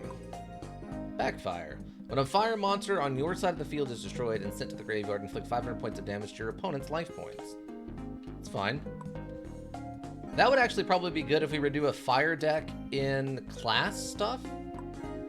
Amplifier. You can only equip this card to Jinzo. As long as this card is equipped, the effects of trap cards controlled by the equipped monster's controller are not negated by the effect of the equipped monster. When this card is removed from the field, the equipped monster is destroyed. This card's activation and effect cannot be negated by any other card. Wow. Interesting. There are also a lot of cards that are just complete garbage. Yeah. Trash card, how do you spot them? Well, you have to understand what is and isn't good about strategy, and then understand, like, that doesn't make any sense. There's just nothing good about it. Like, we had one earlier. What was that one? There was one we had earlier. I'll go back to it in a minute. Let me finish this up. Rock Spirit we've had. Shadow Ghoul. Increase the attack of this monster by 100 points for each monster in your graveyard. Ooh!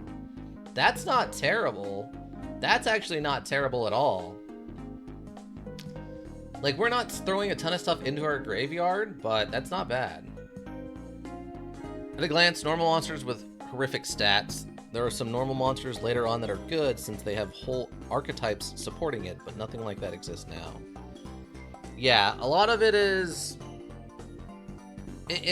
Also, the obvious one would be the gain is not worth the loss. So there's a lot of, like, sacrifice a monster and do 500 damage. Well, most monsters are going to do more than 500 damage, so it's not really worth sacrificing, like, a 1500 attack monster to do 500 damage a lot of the time. Unless you're building a whole deck around one specific aspect or something, but, I mean, I'm not doing that. Anything with too costly an effect like discard your whole hand, discard 5 cards, etc. Yeah, most of those aren't worth it.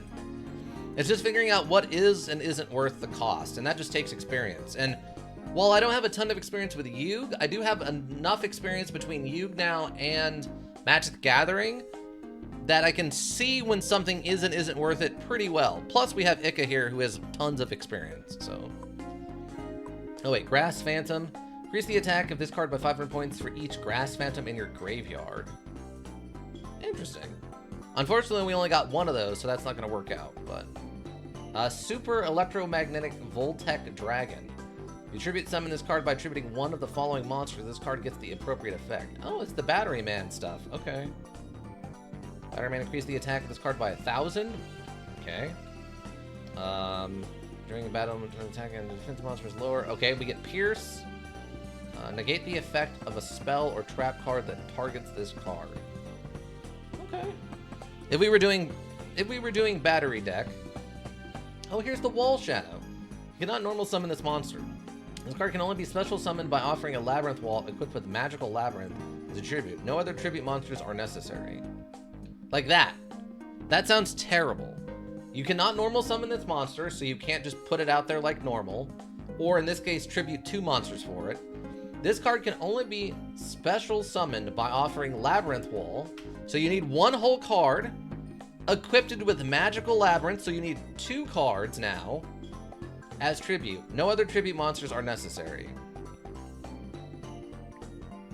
Shadow Ghoul's cousin or maybe his brother. So that means that you have to have both cards, then you have to have them equipped correctly, and then you still need to tribute both of those to get this thing out there. And Labyrinth Wall also needs 1 tribute. Yeah, so what you're doing is to get this creature out, which has a high defense, which is fine. You would have to pay, you would basically need 1, 2, 3 cards, and you would need 2 of those 3 cards need to be very specific. So you're looking at probably needing 3 rounds,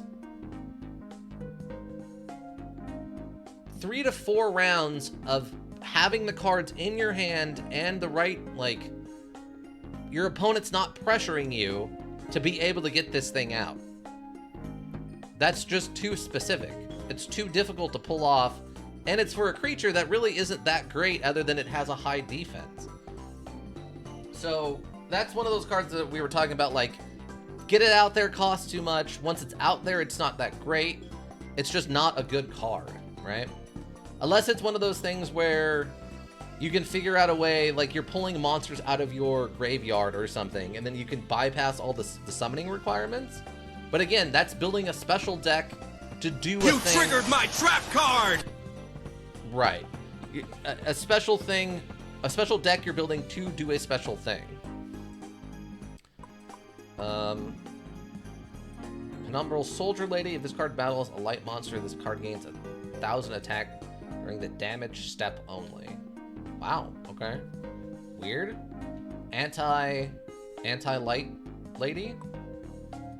Prometheus, the King of Shadows. When you normal summon this card, remove from play any number of dark monsters in your graveyard. This card gains 4 attack for each removed card until the end phase of this turn.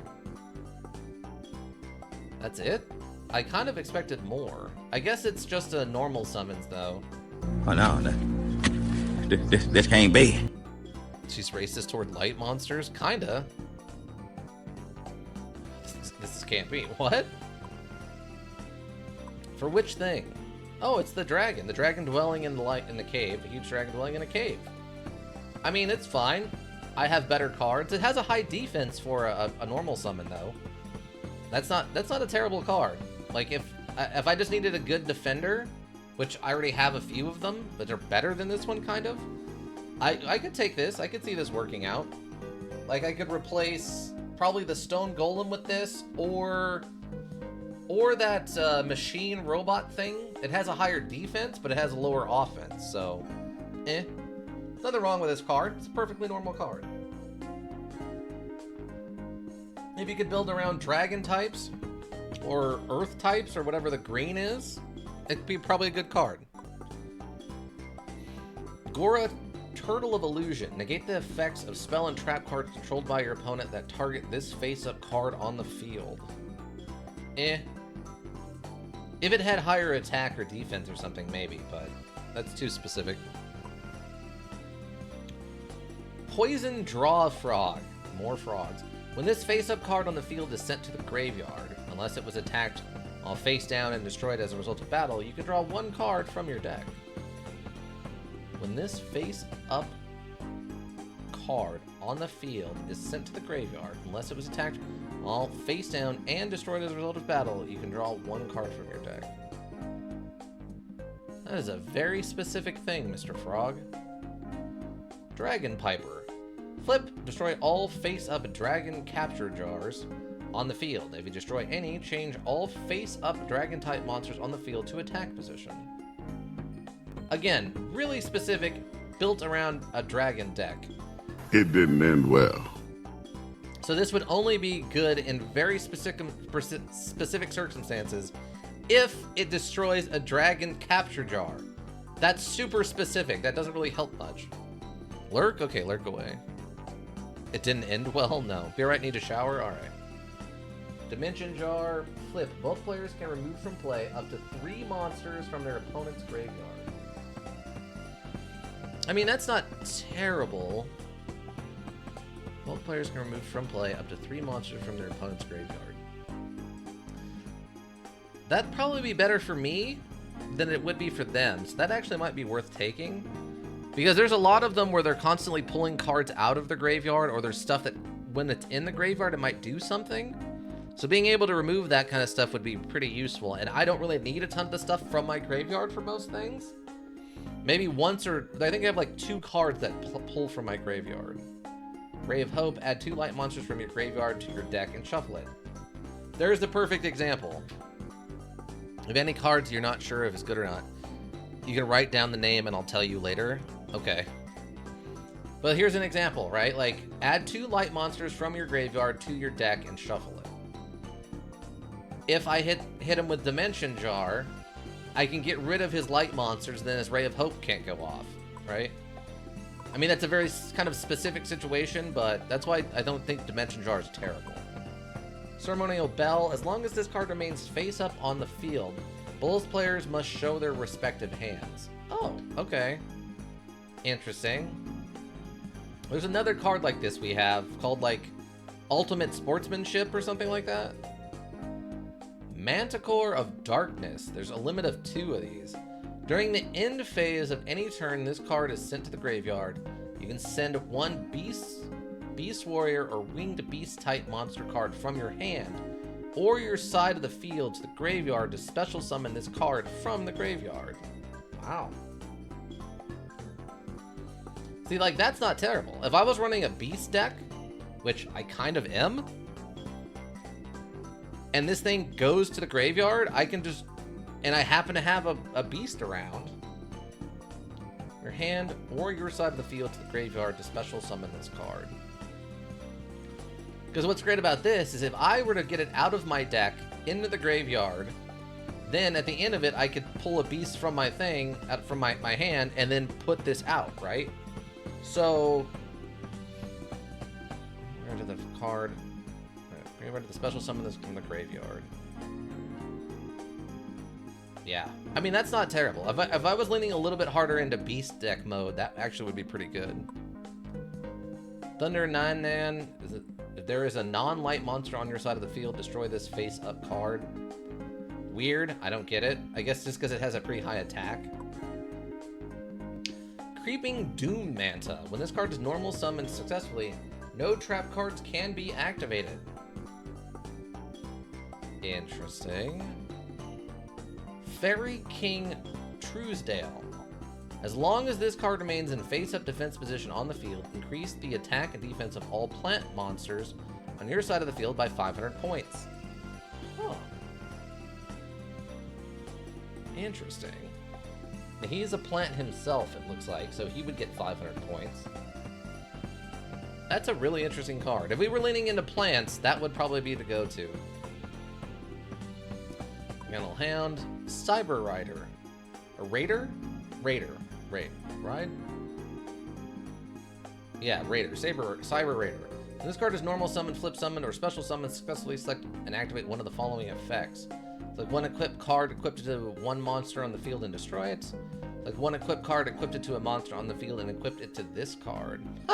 That's actually pretty funny. I wouldn't mind that. Lady Assailant of Flames. Flip, remove 3 cards from the top of your deck from play to inflict 800 points of damage to your opponent's life points. Nope. That's remove 3 cards from the top of your deck. Remove 3. Wait. Remove 3 cards from the top of your deck from play. So those don't even go into your graveyard to get back later or something. Those are removed from play, which means they go into a completely different zone. I think I've only seen like maybe 1 or 2 other cards that have anything to do with removed from play cards. That is too specific to do 800 damage, which you would have to do 10 times to be able to win, right? Like, and you'd have to flip this card 10 times to do it. And no, it's not good. Lava Battle Guard, Light Effigy. If you tribute summon a light normal monster, you can treat this one monster as 2 tributes. Okay, fair enough. Needle Ball. I think we had one of these in Duelist of the Roses. Flip, you can inflict 1,000 points of damage, of direct damage to your opponent's life points at the cost of 2,000 of your own life points. Very specific kind of thing. Again, I guess it could be like a clutch thing. If we had 3,000, they had 1,000, we could just get the win, but very specific. The other problem with this, I guess it says you can, so you don't have to activate that. Two-headed fire dragon. 2 dragons fuse as one from the effects of the Big Bang. Okay. Dragon Seeker. When this card is normal summon or flip summon, destroy 1 face-up dragon type monster. Screw the rules, I have money. Yes. Yu-Gi-Oh! Abridged. Welcome Yu-Gi-Oh! Abridged to the stream. Seto Kaiba. When this card is normal summon or flip summon, destroy 1 face-up dragon type monster on the field. Not terrible, except this card is normal summon. Destroy 1 face-up dragon type monster in the field. If you had other dragons, I guess this is technically a fiend, but if you were the only one with a dragon type out besides this card, you would have to destroy your own dragon, I think. Legendary Fiend. During each of your standby phases, increase the attack of this card by 700 points. That's not terrible. If we could figure out a good way to get that thing out, that's not bad. Each of your standby phases. I think standby is the start of your turn. So basically, this thing would just have to it just have to survive like a round, and then it suddenly becomes really good, and then if it tries another round, it becomes an absolute nightmare. Oh, Frida the Brave. Okay, we're back at the top. Okay. Gaia the Dragon Champion. I don't think I saw anything in here that was crazy good. Nothing that I'm super interested in, like, using, I don't think. Except maybe the Inferno Hammer, and then there was the one we were going to rotate out. What was it? Spirit of the Flames. Okay, Flame Ogre. Flame Ogre? I mean, this card is normal summoned. Yeah, nothing special about that. Yes. Okay, how much of that did we actually pull out? Wow, we're only at 50%. Dang. Dang. That means we only went up like 20% from all this. There must be... Bro. What? Some asshole in the chat's trying to tell you to drink water. Okay, I actually have water today. Water. I drank the water. Okay, everybody? I drank the water. I'm gonna pick up one of these celestial signs just because I don't know what's in here. We'll do two of them. I don't know what this is, but we'll pick a couple up and just to see. Let's see. Hourglass of Courage. That was a good one. We'll drink and drink and drink and drink, and then we'll drink some more. We'll dance and sing and fight until the early morning light. Then we'll throw up, pass out, wake up, and then go drinking once again. I don't think they're talking about water on that one, Zed. Let's see. Hourglass of Courage for 3 turns, including your opponents following the summon of this card, including Flip Summon. The attack and defense of this monster is halved. After that, both attack and defense are doubled for the remainder of the duel. I guess if you have the courage to play it. Including your opponents following the summon of this card. Oh, so...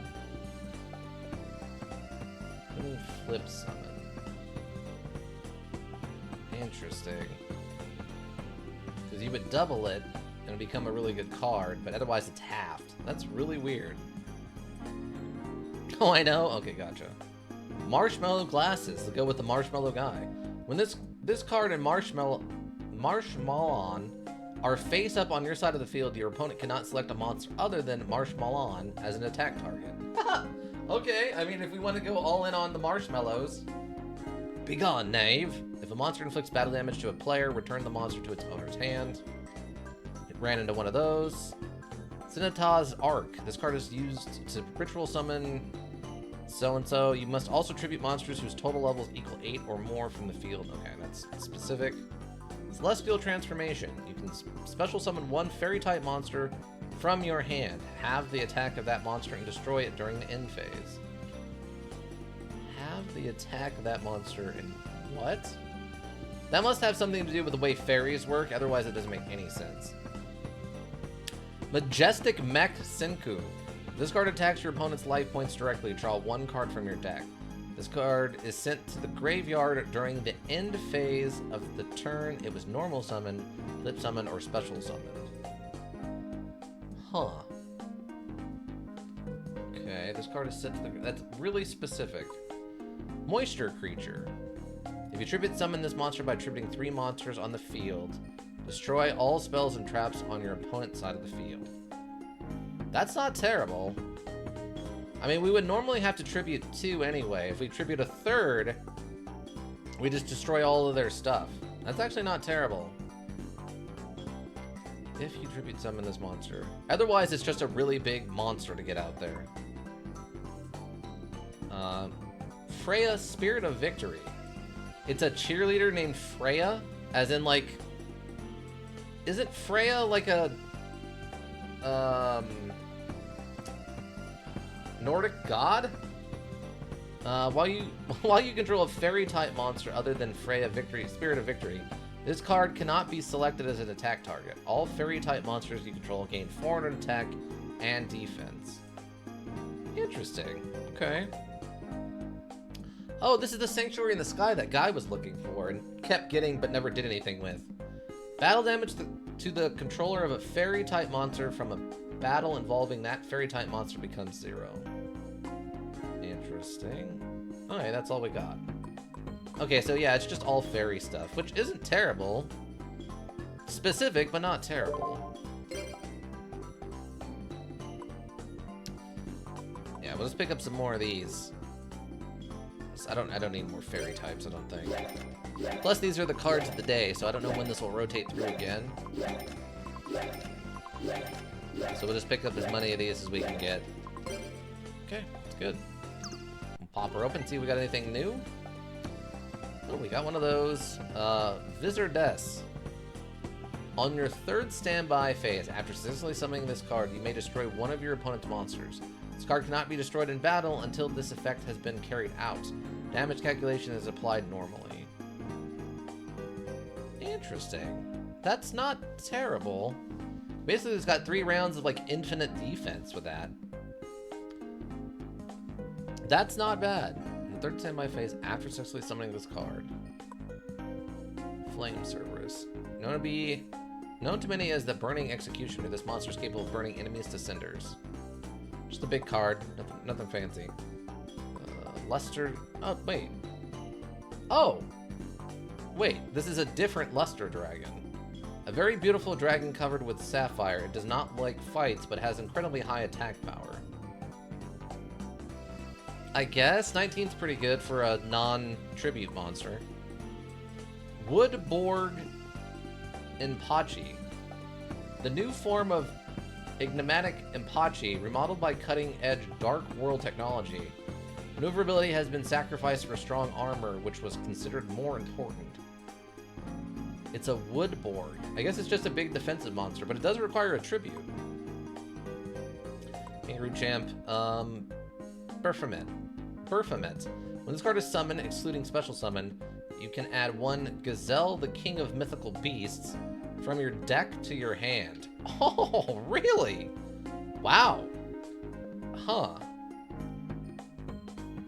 I mean, you would have to tribute this and then tribute for the other one, but that's kind of interesting. Battery Man. Lesser Fiend. As long as this monster remains face up on the field, monsters destroyed by this monster as a result of battle are removed from play instead of being sent to the graveyard. See, now that's better. We have one of these kind of things that's that, like, BB, was it BB monster or whatever it's called? But it has kind of a low attack damage. This has a 2100 attack damage, which actually isn't terrible. And that would, being able to send stuff to, what do they call it? Oh, I guess just removing it from play instead of the graveyard would actually solve a lot of problems for us. Oh, it's Gia the Fierce Knight, a knight whose horse travels faster than the wind. His battle charge is a force to be reckoned with. Just a big old card. Feet of Fish, Yumi Ship. Oh yeah, Yumi Ship. When this card is destroyed and sent to the graveyard as a result of battle, what is the monster that destroyed this card? Sent to the graveyard as a result of battle. Yeah, see, it's basically flipped the other way for that other card that we were thinking about adding. So it makes it a little bit more offensively motivated, which isn't terrible. Twin-Headed Behemoth. If this card is destroyed and sent from the field to the graveyard, special summon it during the end phase of this turn with 1000 attack and 1000 defense. You can only use this effect once per duel. Huh. I mean, I guess that's good to get it back. I don't know if that's the best, though. Field to the graveyard. It's a limit of 1. There must be a crazy combo with this card. Otherwise, they wouldn't limit it to 1. You may activate this during the... Let's see, what is this thing called? Exerum Universe. Activate this during the battle phase of your turn. If you attack a monster in defense position with the attack of this card reduced by 400, and the card's attack is higher than the defending card's defense, the difference is inflicted on your opponent as life points damage. Huh. It gives you Pierce, but it only has a Pierce with an attack of 14. I guess if you equipped it with something to take its attack up, that could be good. And you don't need to tribute anything to get it out there. So it's a non-tribute monster with Pierce, but it only attacks at 14. Reduced by 400, the card attack is higher than the defending card's defense. Huh. I don't know about that one. Big wave, small wave. Destroy all face-up water monsters on your side of the field, and special summon water monsters from your hand up to the same number of monsters destroyed by this effect. See, this is good for getting rid of like little monsters and getting out those big monsters out there, because this doesn't put any kind of limits on it. It's literally just get rid of the small monsters and get the bigger monsters. Side of the field. You can special summon water monsters from your hand, up to the same number of monsters destroyed by the effect. Yeah. So you can just, you're special summoning them, so it's different. That's actually not terrible. If we were doing a monster like a Yumi deck, that's probably something we'd want. Gazelle, the king of the mythical beasts. This monster moves so fast that, look, yeah, so nothing special here. Gazelle, the king of mythical beasts. I don't know why they call it that and then give it such low stats. It's an odd choice. Battle Footballer? What? A cyborg with high defense power. Originally, it was intended for a football machine. That's awesome! Oh, we got a sportsman. We have a sportsman. He's all defense, too. That's not a terrible card. That's actually not that bad. If it had an effect besides just high defense, that would be better, but that's not bad. That's very funny. Reflect Bounder. When this face-up attack position card is attacked by an opponent's monster, before damage calculation, this card inflicts damage to your opponent equal to the attack of the attacking monster. Then, after damage calculation is resolved, this card is destroyed. Huh. When this face-up attack position card is attacked opponent's monster, before damage calculation, this card inflicts damage to your opponent equal attack the attack. That's actually interesting. Because that's got a high attack. 1700 for a no tribute monster is actually really good. And the reflect thing, so if it does get killed, it does a bunch of damage before it dies. That's actually really good.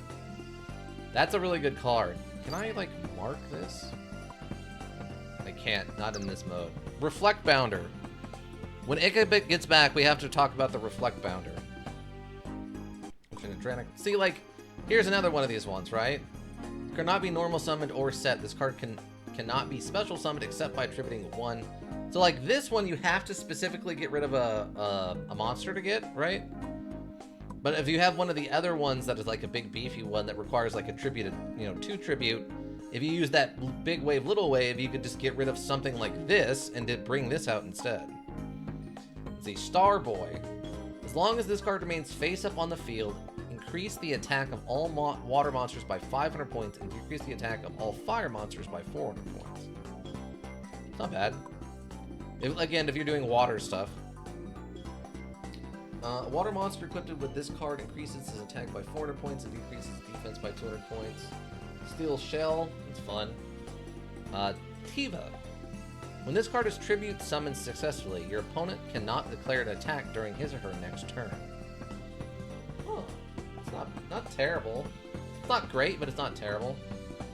Adhesive Explosive. If your opponent's monster's attacks this face-down defense position monster card, this card becomes an equipped card equipped to the attacking monster. Without applying damage calculation, destroy the equipped monster during the standby phase of your opponent's next turn. Oh, okay.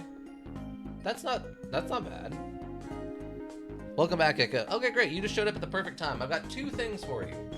One, we've got this adhesive explosive monster, which is interesting. If your opponent's monster attacks this face-down defense position card, this card becomes an equipped card equipped into the attacking monster without applying damage calculation. Destroy the equipped monster during the standby phase of your opponent's next turn. That sounds pretty good, right? Because it stops the damage and then they just die. Obviously, there's some limits. It has to be face down when it gets attacked, and it has to survive until the start of their turn, which that part shouldn't be too hard. But that doesn't sound terrible. But we found another one. Reflect Bounder. Okay, Ika, what about this thing? I feel like it's good, but I feel like maybe I'm missing something potentially too. So let me hear what you think of this. When this face-up attack position card is attacked by an opponent's monster... Nidoria is better? Okay. When this face-up attack position card is attacked by an opponent's monster, before damage calculation, This card inflicts damage to your opponent equal to the attack of the attacking monster. Then, after damage calculation is resolved, this card is destroyed. So, I mean, I guess the problem is if it gets attacked monster before damage calculation. Yeah, it's good. Okay, it sounded good, but I wasn't sure. I mean, I think this would make a great class deck thing, because then if it gets attacked by anything, I'm curious though about this description now that I read it again, Ika. So it says when this face up attack position card is attacked by an opponent's monster, so it just gets attacked. Before damage calculation, this card inflicts damage to your opponent equal to the attack of the attacking monster. Then, after damage calculation is resolved, this card is destroyed. So does that mean if it gets attacked by, say, a 500 attack creature, it would reflect the 500 back, plus the difference, the 1200, but then it would immediately die, right? Because after the damage calculation is resolved, this card is destroyed, right? So basically the first thing that attacks it destroys it? Or it would only get destroyed if it normally would from combat damage. Yeah? Okay, so it would just be anything that attacks it, basically. Okay, that's actually not terrible. It's just free extra damage, but it's only good for one fight, which isn't the worst. That's actually not bad. And it has a higher offense than defense, which means it actually would be decent on the field. That's not bad. Again, probably be really good in class battle. Because that means basically anything that attacks me and hits that instead will just kill them, which is really good. Vortex King, we've got one of those apparently already. D3S Frog. That is a chonky frog. Des Frog plus Des Frog plus Des Frog. A fusion summon. This card can only be conducted with the... Okay. Interesting. Zone Eater again. Herald of Creation. Once per turn, you can discard one card from your hand to add one level 7 or higher monster from your graveyard to your hand. Oh. Well, from your graveyard to your hand. That's not terrible because you can get them back and it has an attack of 1800, which is pretty high for a non-tribute. That's not terrible. Literally 3 frogs, yeah. Once per turn, you can discard one card from your hand to add one level 7 or higher monster from your graveyard to your hand. So yeah, if your boss monster gets blown up and sent to the graveyard, you can in theory trade something else to get it back. It's not a terrible card. I mean, I think we have enough boss monsters that I don't need to worry about it, but in the right deck, like an Umi deck where you're really trying to get one of those big monsters out, this could be a decent card. It can be good, but right now the only high level monster we use right now comes back from graveyard automatically. Does it? Which one's that? I don't remember. Chimera, the Flying Mythical Beasts. Chain Thrasher. In addition to the Baboon. Oh yeah. I do vaguely remember that now. Yes, okay. In addition to a normal attack, this card can attack during the same battle phase as many times as the number of Chain Thrashers in your graveyard. Okay, interesting, interesting. Huh. That's really interesting. Rising Air Current, increase the attack of 400. Okay, nothing. Panda, Rock, Fire Kraken. Squid that thrives on fire and heat. Okay, nothing crazy there. Mr. Volcano, the seemingly mild-mannered creature, has extremely volatile temper. Tribute for 21. Oh, we got a Death Frog. We only got one of them, but we do have a Death Frog. When this card is tribute summoned successfully, you can special summon Death Frogs from your hand or deck up to the same number of tadpoles in your graveyard. Awesome. You've been unlucky and haven't gotten it out so far? Yeah, we haven't really even seen it much. But Death Frog, okay, that's interesting. I guess that explains with all the triple Death Frogs thing, is because you would put 3 in your deck, Then if you had tadpoles in there too, you could potentially get all those, and then you could do like your insta-kill thing with 3 Death Frogs, or the giant the fusion Death Frog thing. Seems like a lot for this, but the card is pretty good. The only downside, of course, is it is a tribute summon. Cybernetic Magician. Discard 1 card from your hand. The attack of 1 face-up monster on the field becomes 2,000 until the end of the phase of this turn. That's not terrible. It's a double tribute summon, though. Big Tusked Mammoth, Witch's Apprentice. Oh, this is from Duels of the Roses. As long as this card remains face up on the field, increase the attack of all dark monsters by 500 points and decrease the attack of all light monsters by 400 points. Okay. Disc Fighter, Barrier Statue of the Abyss. No monsters can be special summoned except for dark monsters. Ooh. Huh. That could really mess with some decks. Destruction Cyclone. When this card is destroyed by battle and sent to the graveyard, destroy all face-down and non-wind monsters. Interesting. The Big Saturn. This card cannot be special summoned from your deck or your hand. Discard 1 card from your hand and pay 1,000 life points. Increase the attack of this card by 1,000 points until the end phase.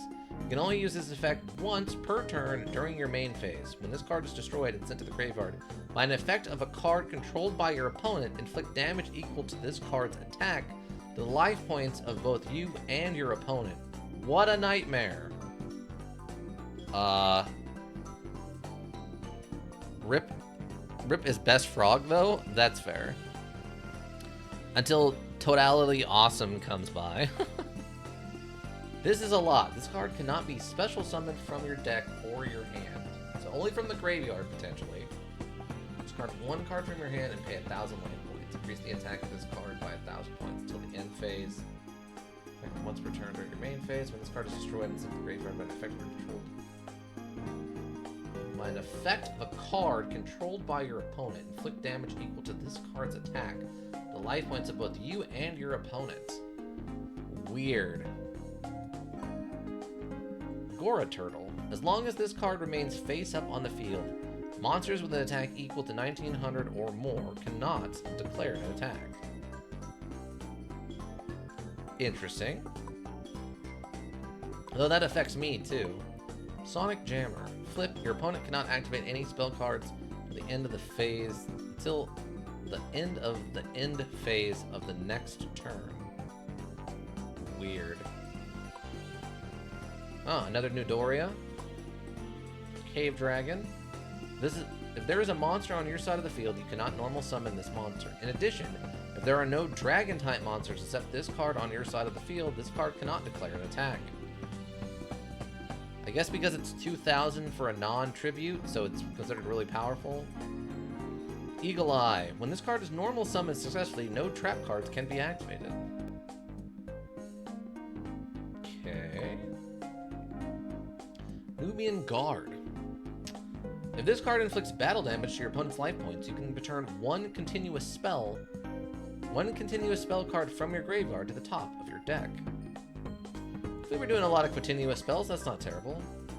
Poison Barrier Statue of the Inferno instead of the Abyss. No monsters can be special summoned except for fire monsters. Okay, we're back to the top. Okay.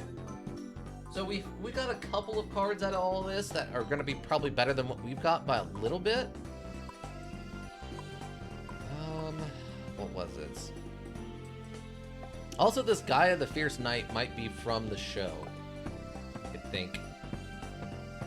This monster are a result of battle. This was another one that might have been useful. Lesser Fiend, Ika, what do you think of this? It's similar to the BB Destroy Monster, or whatever we call. He is? Okay, that's what I thought. I thought it looked familiar.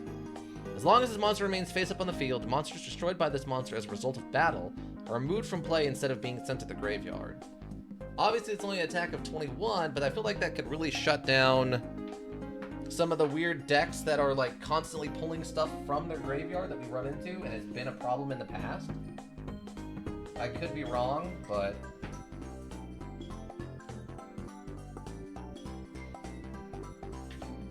I don't know. It's just some stuff to think about. Can be good, but I don't think it's worth it. Okay. Okay, I want to know what's up with this card. Twin-headed behemoth. It's a limit of 1 in your deck, but it doesn't sound that good. What's up with this card?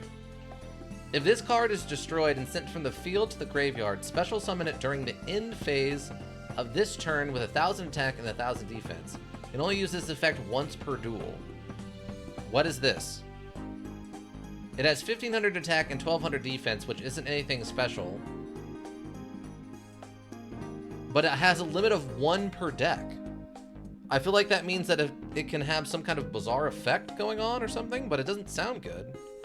It's limit 1 because you wasn't sure how to implement once per duel around this time. Oh. So this is more of a bad effect than it is a limiting effect because the card's so good. Gotcha.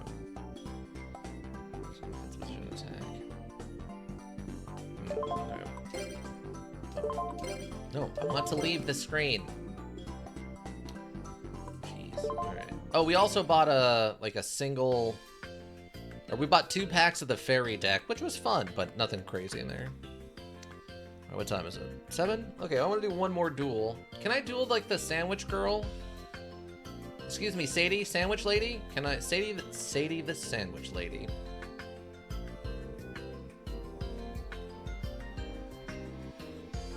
It's Sadie the sandwich lady. That's the joke, isn't it? That's the joke. Alright, can I duel you? Are you duelable? Oh, a duel sounds nice. What, duel against me? I have to learn the rules first, maybe later. Oh, come on! Basically, originally they wanted to do it so each copy of the card can only activate the effect once per duel. So if you had 3 in your deck, you could use it 3 times in a duel, but it have to be different copies. But nobody had any clue on how to keep track of each individual one if it got shuffled back into your deck or whatever. Oh, gotcha. Gotcha. That makes sense. Oh yeah, the teacher was here. He wanted to fight me, right? I know a sucker when I see one. Now duel us. Chop chop. Duel us? Alright, what happens if I take on the teacher? Does he just slap me around? But I realized they should just make it so once per duel effects are always a hard once per duel effect, no matter how many copies you have. Oh. Otherwise it's just really confusing and they'd have to limit one each and every one. Gotcha. Alright, you want to duel? We'll duel you. Get stomped. You're our opponent, Saltier? What luck? We're guaranteed to win. Yeah, just your duel. Let's duel a teacher and see what happens, shall we? Twin Behemoth does have a good effect, though. Oh, the getting it back for 1,000 thing? Is that considered good? No one expects... Oh, I hit the wrong button! Well, we won anyway. We would have lost. I was gonna say, no one expects double rock. Sure, we can go first. I prefer Treeborn Frog, though, since it can just keep coming back. Okay. Vielian Crawler is the name of... Oh, that's his name. And he's Middle Ages, so he's all about castle decks, I guess? Oh, this isn't bad. This isn't bad at all. Well, you can then set 1 smaller trap card from your hand. Activate this.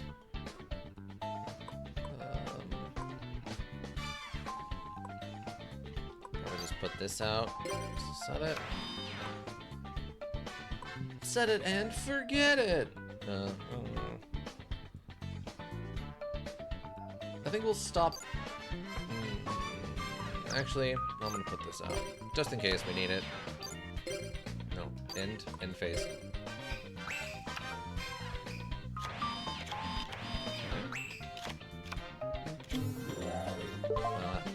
After activation. Special summon this card in a defense position, is treated as a monster, attack, earth, level, attack 0, defense 4. This card is still treated as a trap card. While green gadgets, red gadget, and yellow gadget are all face up on your side of the field, the attack of this card becomes 3,000. Activation, special summon this card. Okay. Stronghold, the moving fortress. Interesting. Do I want to?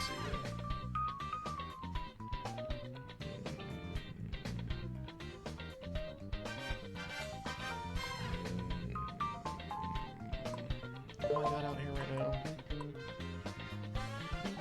It's a 2,000 defense basically right now is what it's doing.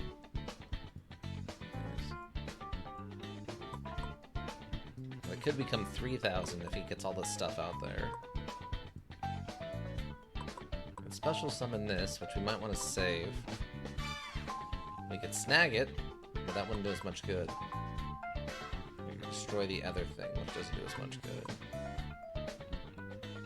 I think I'm gonna send this back for now.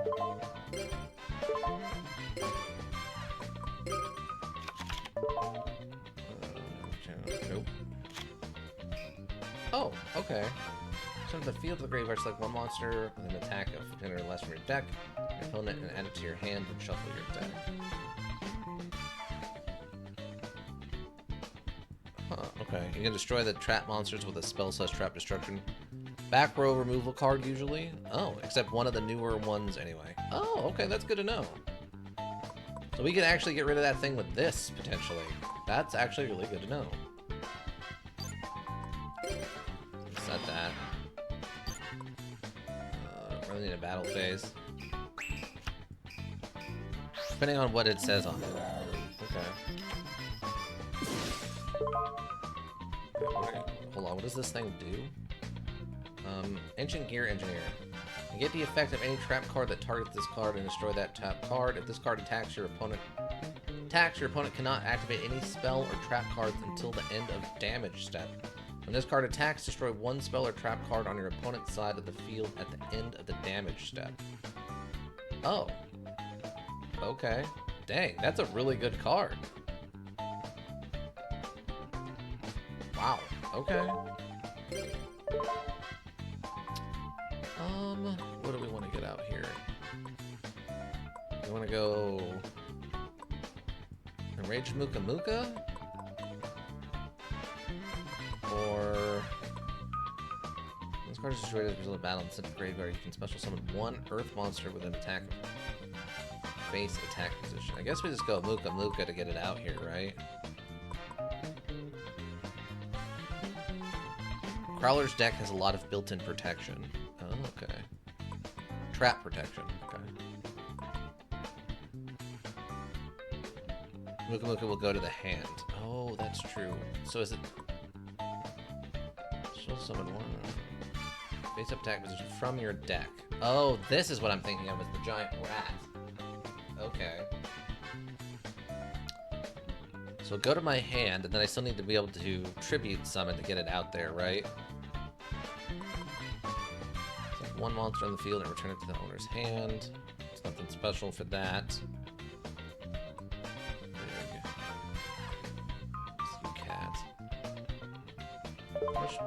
15/15 on that thing, huh?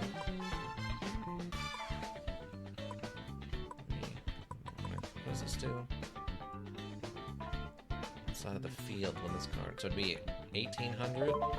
So it could kill it.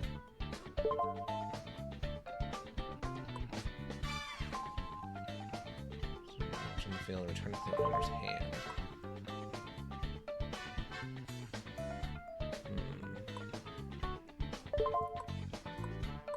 I guess we'll just get. I guess I could get this out. Draw a card or something.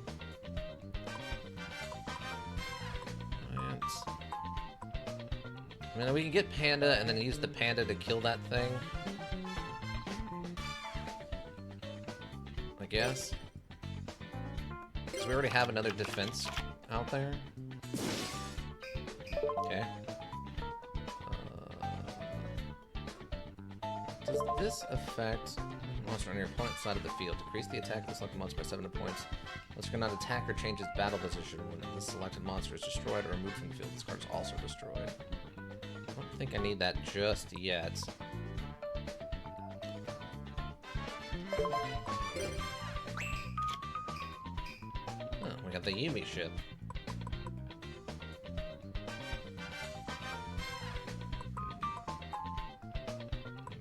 defense.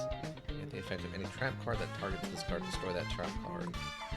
Wow, that thing just seems so powerful. Okay. That wouldn't do me any good. Attack this monster with 3 inputs during your opponent's battle phase. Your opponent's battle phase. It's a good offensive, defensive creature. Let's destroy it. Somebody 1800, and I could destroy it, and then go down to a 1300. So as he played something, and go back up to an 1800. What do we do that? It's kind of a weird play, but I don't think it's the worst thing ever.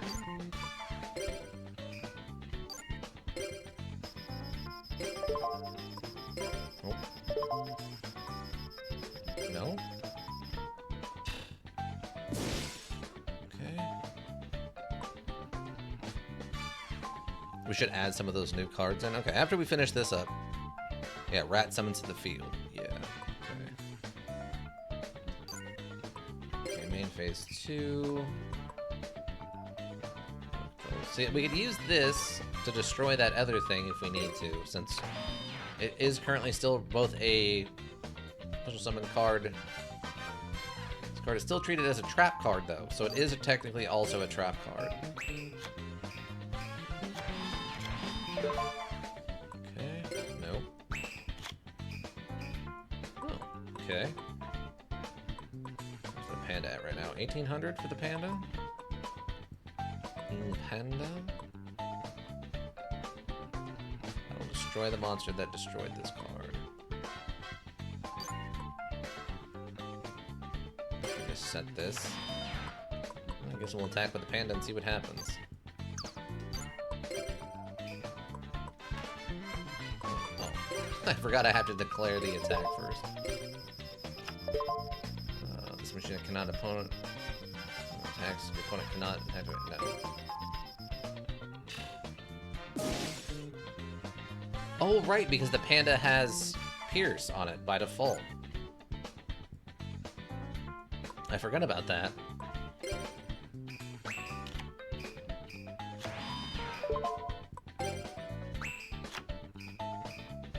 Solomon. Okay. I don't want to get too crazy with the defensive position monsters. I still need room for when our Muka Muka shows up to, like, get it out there, you know?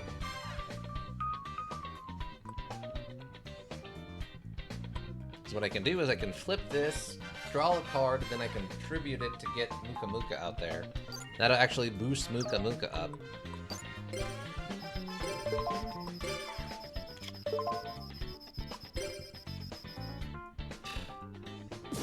I mean, right now we're just kind of nickel and diming.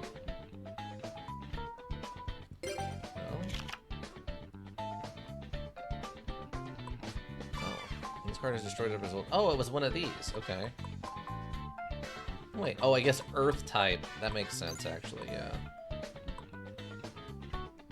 Okay. He's got a rat. Let's see. Ancient Gear Castle. Each face-up Ancient Gear monster gains 300 attack. Chime a monster in a normal summon or set summon. Put 1 counter on this card. Tribute summon an ancient Miserable rat! monster. You can substitute this card for a tribute. The number of counters is equal to or greater than the number of required tributes. Oh. Okay. Actually, so that'll boost this up to 1800? I guess it'll be even then, right? Ancient Gear monsters gain 300 attack. Okay. Okay, what? Miserable rat? What about miserable rat? Did I misunderstand something?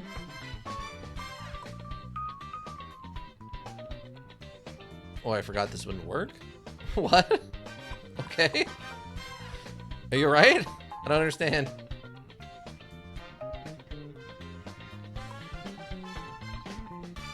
So I'm gonna go up to 18. going to say you could use your shadow chain during the damage step instead of attack declaration. Destroy it in battle. Oh, yeah. That's true. But it's basically immune to traps, at least during attacks, I think. Negate the effect of any trap card that targets this card. Destroy that trap card. If this card attacks, your opponent cannot activate any spell or trap cards till the end of damage step. When this card attacks, destroy one spell or trap card on your opponent's side of the field at the end damage step. Yeah, so... yeah, it's just basically immune to traps.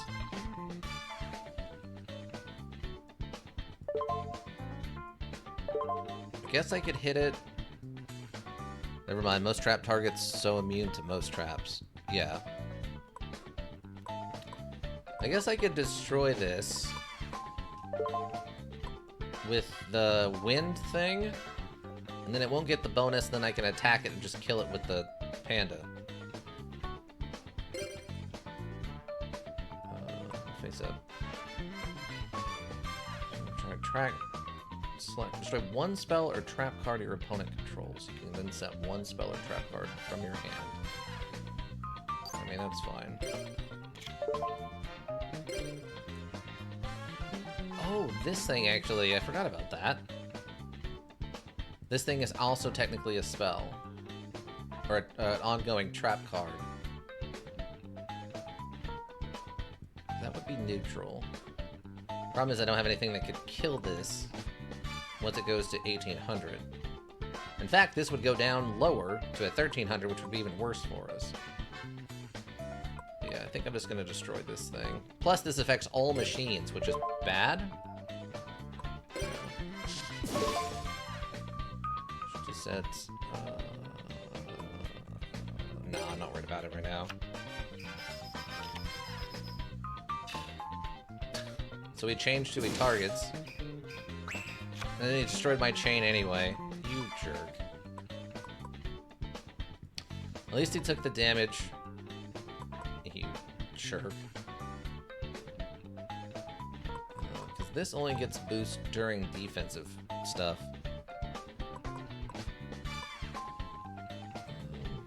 Attack this card with 500 points for each monster. I really need this out there right this second. I mean, I could set it face down. Let's face card the graveyard. Play it face up, attack, and then summon lower beast type monsters from the deck.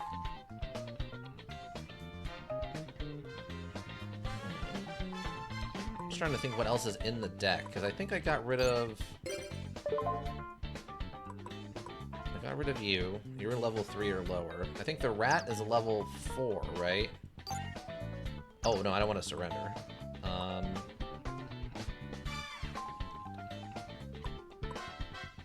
don't have anything to kill this, though. The 2000 defense is too high right now. Going to the battle phase. Luckily, we're getting this pierce damage through. Slowly, but surely. Man, that's 3 of those I think I've defeated now? I don't think he's got any of those left.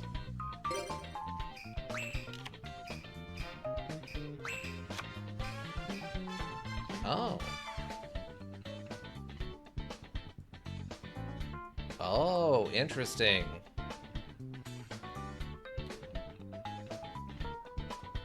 So this also... okay, so what we could do is I could put down Cat. I could put down Cat, and then I could use Share the Pain. Tribute the Cat. Make him tribute this thing. Then I could special summon this guy out, and then have it attack. I guess we could flip this and attack with this also. Oh, you know what? We could... I could just tribute this. I can flip this. Draw a card, share the pain with this and this, so they'll both go away. Unfortunately, we could probably flip this to defense then. Then I could put this guy out as a special summon. and attack directly at his face with this, I think. I think that's what we'll do. Flip summon this. That's not great, but... And... Chigel isn't a rock? What? What do you mean isn't a rock?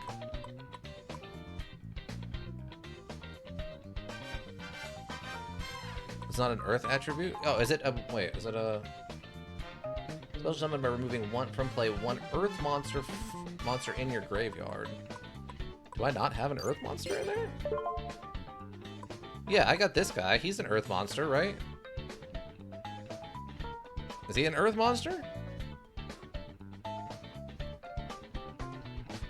He's dark type. Oh. Okay, so this wouldn't work then for this. I mean, we can still get rid of this thing, which is fine, and I can put the tiger out there. Get one of these down, probably. Devour human souls.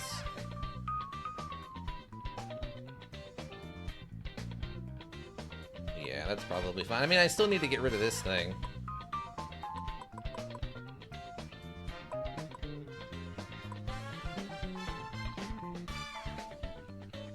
Wait, what is the cat? Is the cat an earth type? Normal cat and either use cat effect or tribute the cat. I mean, I guess I could special summon the 2 level 3s.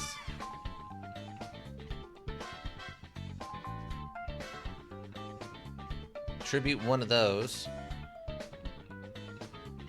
And then see what the other one is. Because that's only beast types, right? Guess we normal summon this, special effect the cat. Let's try that. Let's see how crazy this goes. We'll do this. Yes, I'm gonna activate cat. Oh yeah, I forgot about these guys. I feel like that right now cat isn't doing much for our deck unless we can find level 3 or lower beast monsters with good destruction effects. Yeah. Because when they come out... Special summon this way or destroyed at the end of this turn. So...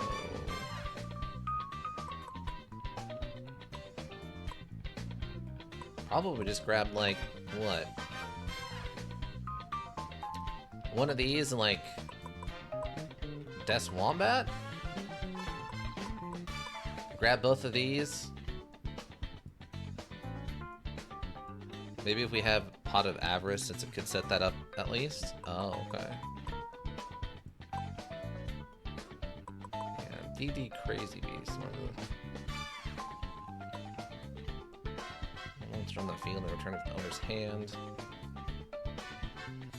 Actually, we don't get a lot of use out of this DD Crazy Beast either, unfortunately.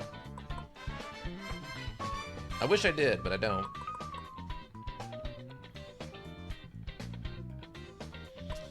We'll just do one of each of these.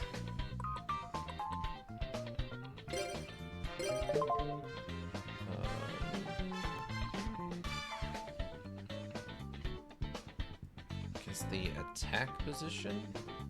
I guess this doesn't really matter.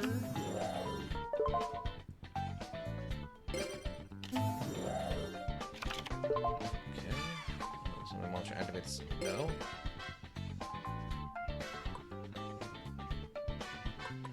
So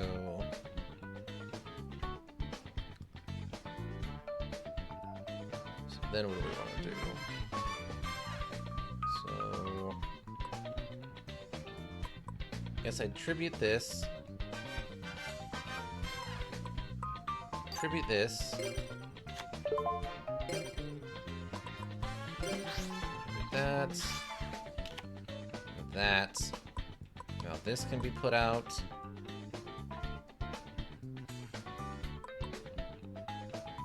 I guess this is a weak spot now.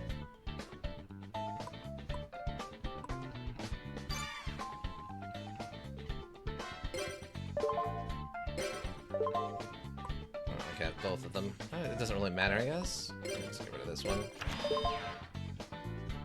the attack position. No. I don't want to put that in defensive position. I mean, we might take some damage from that, but that's okay. Battle phase. I don't know. Monster. Wait, what did this do? You can only activate this effect during your main phase or your opponent's battle phase. Pay 500 points to normal summon or set one extra monster. Oh, okay. Interesting. Can do attack. Sure. Clearly how many duels you had so far without seeing the baboon? Yeah? Seriously. You have a face-up gadget monster on your side of the field. This card gains 2,000 attack. What? Wow. That is insane that that's the card he pulled. Summon or set one extra monster. That is nonsense. That's incredibly lucky on his part, I guess. Alright. So what does this do? Discard one card from your hand, return one of your cards to the side of the field to the top of the owner's deck. Doesn't really do me a lot of good here. Not in this moment, anyway. We'll set that. Yeah, I think we should replace the cat with maybe a decent boss monster or something. Okay. Yeah, because it doesn't come up enough that it survives a round, and then we can use it to tribute summon, because we only have a couple of tribute summon monsters. You know? Wow, I can't believe how lucky he got with that. Yellow gadget. When you normal summon or special summon this card, you can add one green gadget from your deck to your hands. Ow.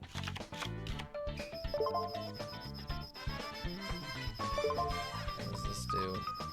One card from your hand, return the opponent's inside of the field to the top of there. Yeah, that's not gonna do any good.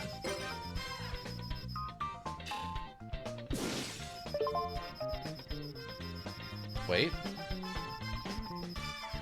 Okay.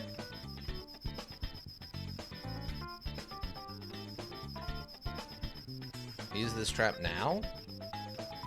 Okay. On his gadget. Okay.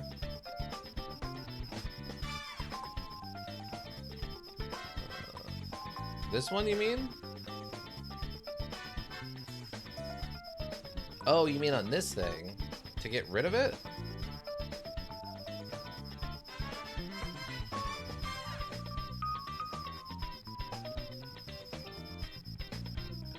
No, we want to hit his gadget so it loses 2k attack. Oh, okay. So you're talking about this thing. Okay.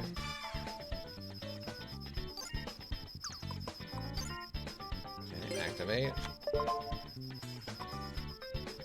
I guess Solomon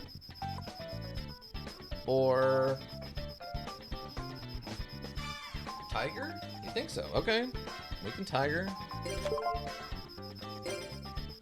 Alright, so we want to destroy the yellow gadget then?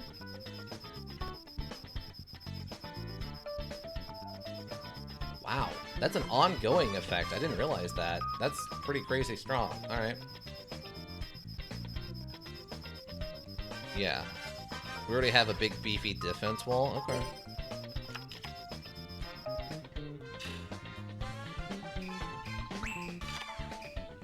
Oh, because now it's stuck in attack mode. Now it's stuck in attack mode with 0 offense. Yeah, okay, that's great. Perfect call, Ika, perfect call. See, that's that experience thing I was talking about.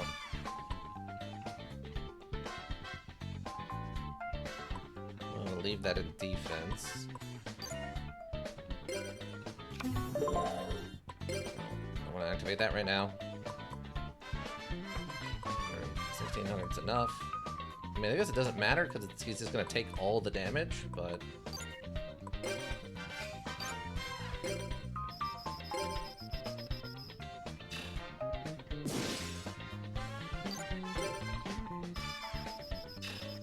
Oh, he special summoned something. Replay battle. You normal summon or special summon this card, you can add 1 yellow gadget from your deck to your hand. Okay. Yeah, we'll just kill it.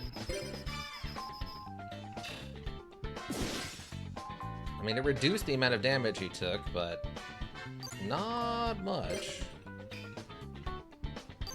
End phase.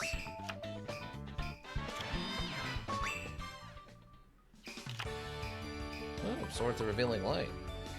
Put all face-down launches on your opponent's side of the field face-up. This card remains face-up on the field for 3 of your opponent's turns. When this card is face-up on the field, your opponent cannot declare an attack. Yeah, honestly what? You could have just used swords now? Okay. I was kind of thinking about it just to see what this card was. Okay, what is this? It is... Oh, when you normal summon or special summon this card, you can add 1 yellow gadget from your deck to your hand. Red gadget. Okay, cool. So I just attack with this. It'll kill it, do no damage, and then we win with this. Push for absolute lethal? Oh, okay. Okay, we can do that. Absolute lethal, you say? Oh, actually. Yes? Yeah, we use this guy's effect. We take 8 and he takes 8.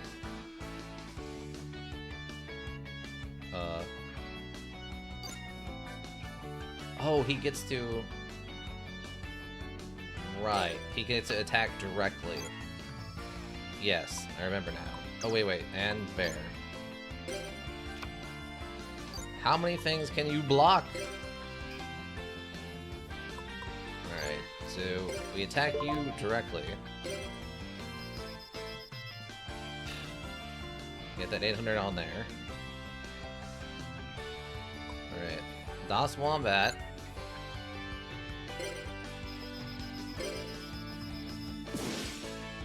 Okay.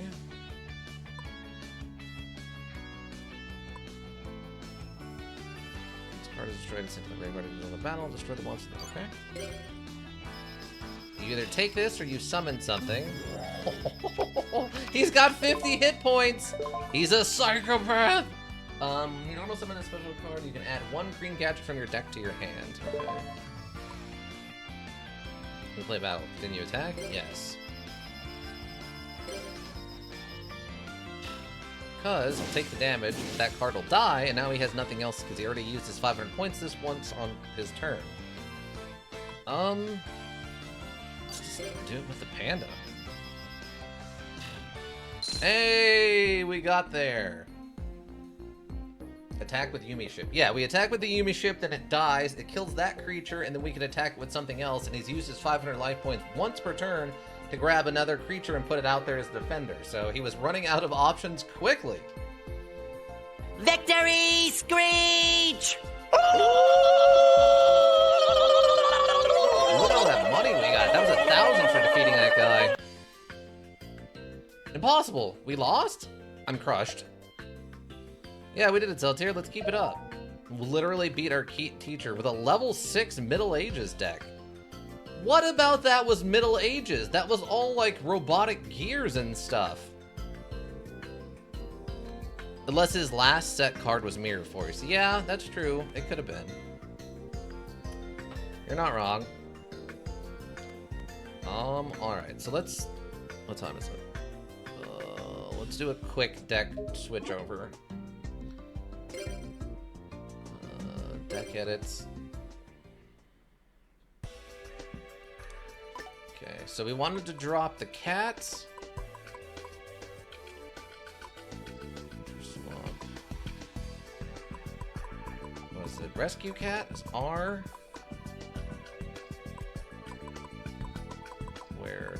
Oh, pass that rescue cat. We get rid of rescue cat. What do we want to put in there? You said you wanted a big beefy monster?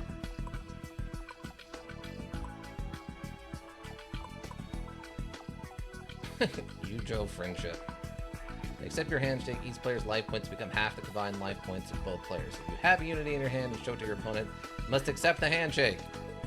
Inferno Hammer can be a decent boss monster. Well, that's true. When this card is charged from attack position to defense position, you can place any number of cards in your hand. Forests. Coastal Seer can replace Eye Monster. Yeah. White Magical Hat. I love how weird some of the art is compared to like the newer cards that have really good art. Place your Yumi ship. Yeah. Okay. So, what's it called? The Inferno Demon. Inferno Demon. It's so far up here. I liked his deck, by the way. That was actually a cool idea. The gears transforming into one another to increase their power. I like the idea behind it. Unfortunately, that panda came out and it was the perfect thing to counter them. Let's see. Oh, wait. While we're here, we can throw the new, what is it? Next to Nidoria and the Nidoria. We can throw one of those over there. Then we also need Crystal Seer. We'll hit Inferno Hammer first.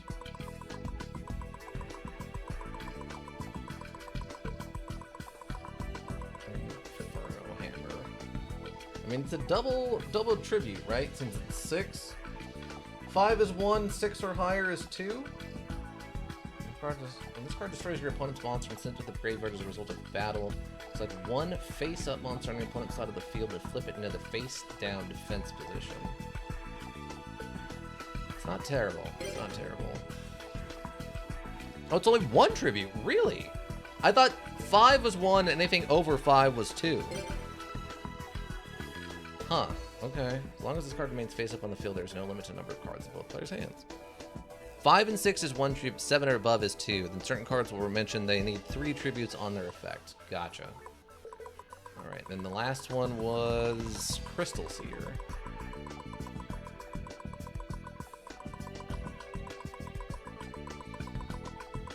All the way up here.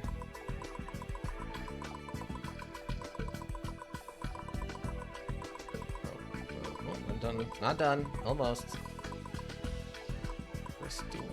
Okay, Crystal Seer. Moves to the deck. Okay. Alright, so we're getting rid of Yumi's ship. It's going out. And Crystal Seer will replace Eye Monster. I don't remember the Eye Monster's name.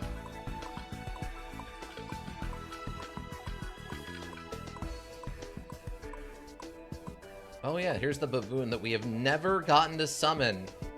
When this B-type monster you control is destroyed and sent to the graveyard, you can pay 1,000 life points to special summon this card from your hand or the graveyard.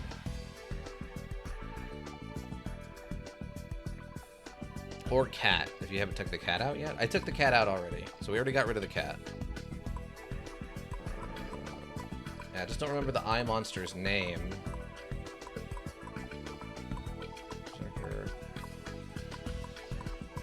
Apparently I missed it?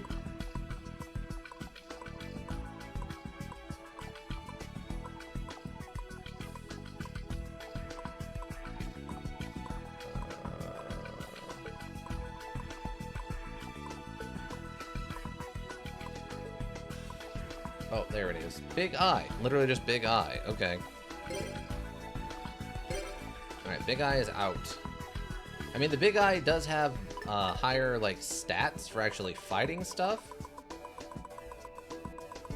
But being able to, like, draw a card or whatever and then put another card at the bottom is also pretty good. Especially with as much as we're, shuffling our deck. Can I not? Big wave. What? Why? No, it must be at the bottom. It must not have reset yet. Although I was thinking maybe take out Shadow Chains and use Lightning Vortex instead. Okay. Card label sort. Oh, okay. Gotcha. So you think Chains out. Like, Chains isn't terrible. Don't get me wrong. Was it Soul Chains? Shadow Chains. Shadow Spell. Sunk the one face at once when your opponent's side of the field. Decrease the attack of points the monster. And you think go with Lightning Vortex? Okay.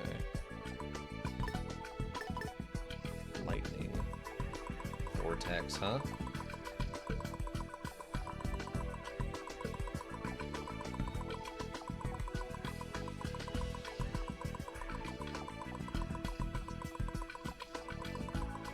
It's interesting playing through regular Yugi and understanding what this is like compared to Duelist of the Roses. And both the weird limitations from Duelist of the Roses that I didn't understand at the time, and the complete insanity that it was compared to normal. Discard one card, destroy all face-up monsters on your opponent controls. Okay, that's pretty solid. I can see that better being than Chains. Feels like there's a lot of scenarios you've ended up in where we've had opponents with high defense monsters and Shadow Spell doesn't help with that. That's true. I mean, this costs 2 cards to do the same, like, to kill stuff. But, I mean, just being able to blow up a bunch of defensive monsters is good. Which is on your opponent's control. Or on your opponent, yeah. Monsters your opponent controls, yeah. This is more of an all-in-one solution. Yeah, this is anything that's face up. So defensive, offensive, doesn't matter what its like level is or how much damage or defense it does. It's just everything dies, and I just can drop, I only need to drop 1 card. So if I could drop, you know, a gerbil and hit something with this, I mean, that's totally worth it, right? Like, we have cards specifically for feeding into spend a card, do a thing. And if they have 2 or more face-up monsters, it's an even trade. Yeah, that's true. But what's great about that is it also will kill anything, right? So it doesn't matter if it's like their big boss monster or whatever. And it doesn't target a specific thing. So even if it has cannot be targeted by trap, as long as it's not targeting that card specifically, it'll still go off. It'll hit anything on that side. That's also a Magic the Gathering thing, by the way. They have that same kind of wording for a lot of their cards, as if you targets directly, like do damage to target monster, it'll get blocked by, you know, magic proof or whatever they call it. Hex proof? I think it's hex proof. But if it's like hit any monsters on the hit any creatures on the other side of the table, then that'll go through and actually hit. So Magic actually has the same basic idea. Or is it straight and sent to the graveyard so effective when your opponent controls draw? See, the collected monster gains 500 attack. See, you just put this on the battle kittens. You just attach this to the battle kittens and they just walk around hitting stuff in the face with an axe and winning. It's that easy, team. Position this card once per turn during your end phase. The little wing guard. Alright.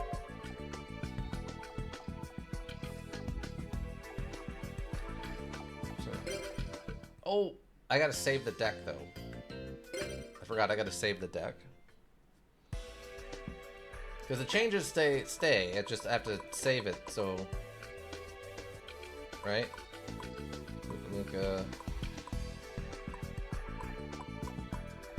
Yeah, heavy.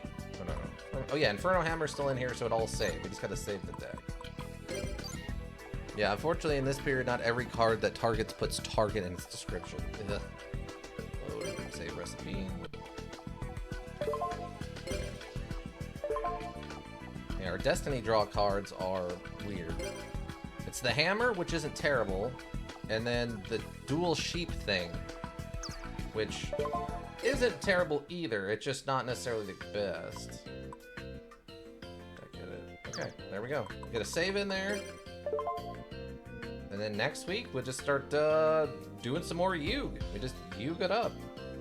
We're over halfway on our heart-o-meter here with Jesse, or whatever his name is. I don't know what his name is. I just know he needs to love me. And that's how things work around here. Doesn't matter what the name is. Doesn't matter.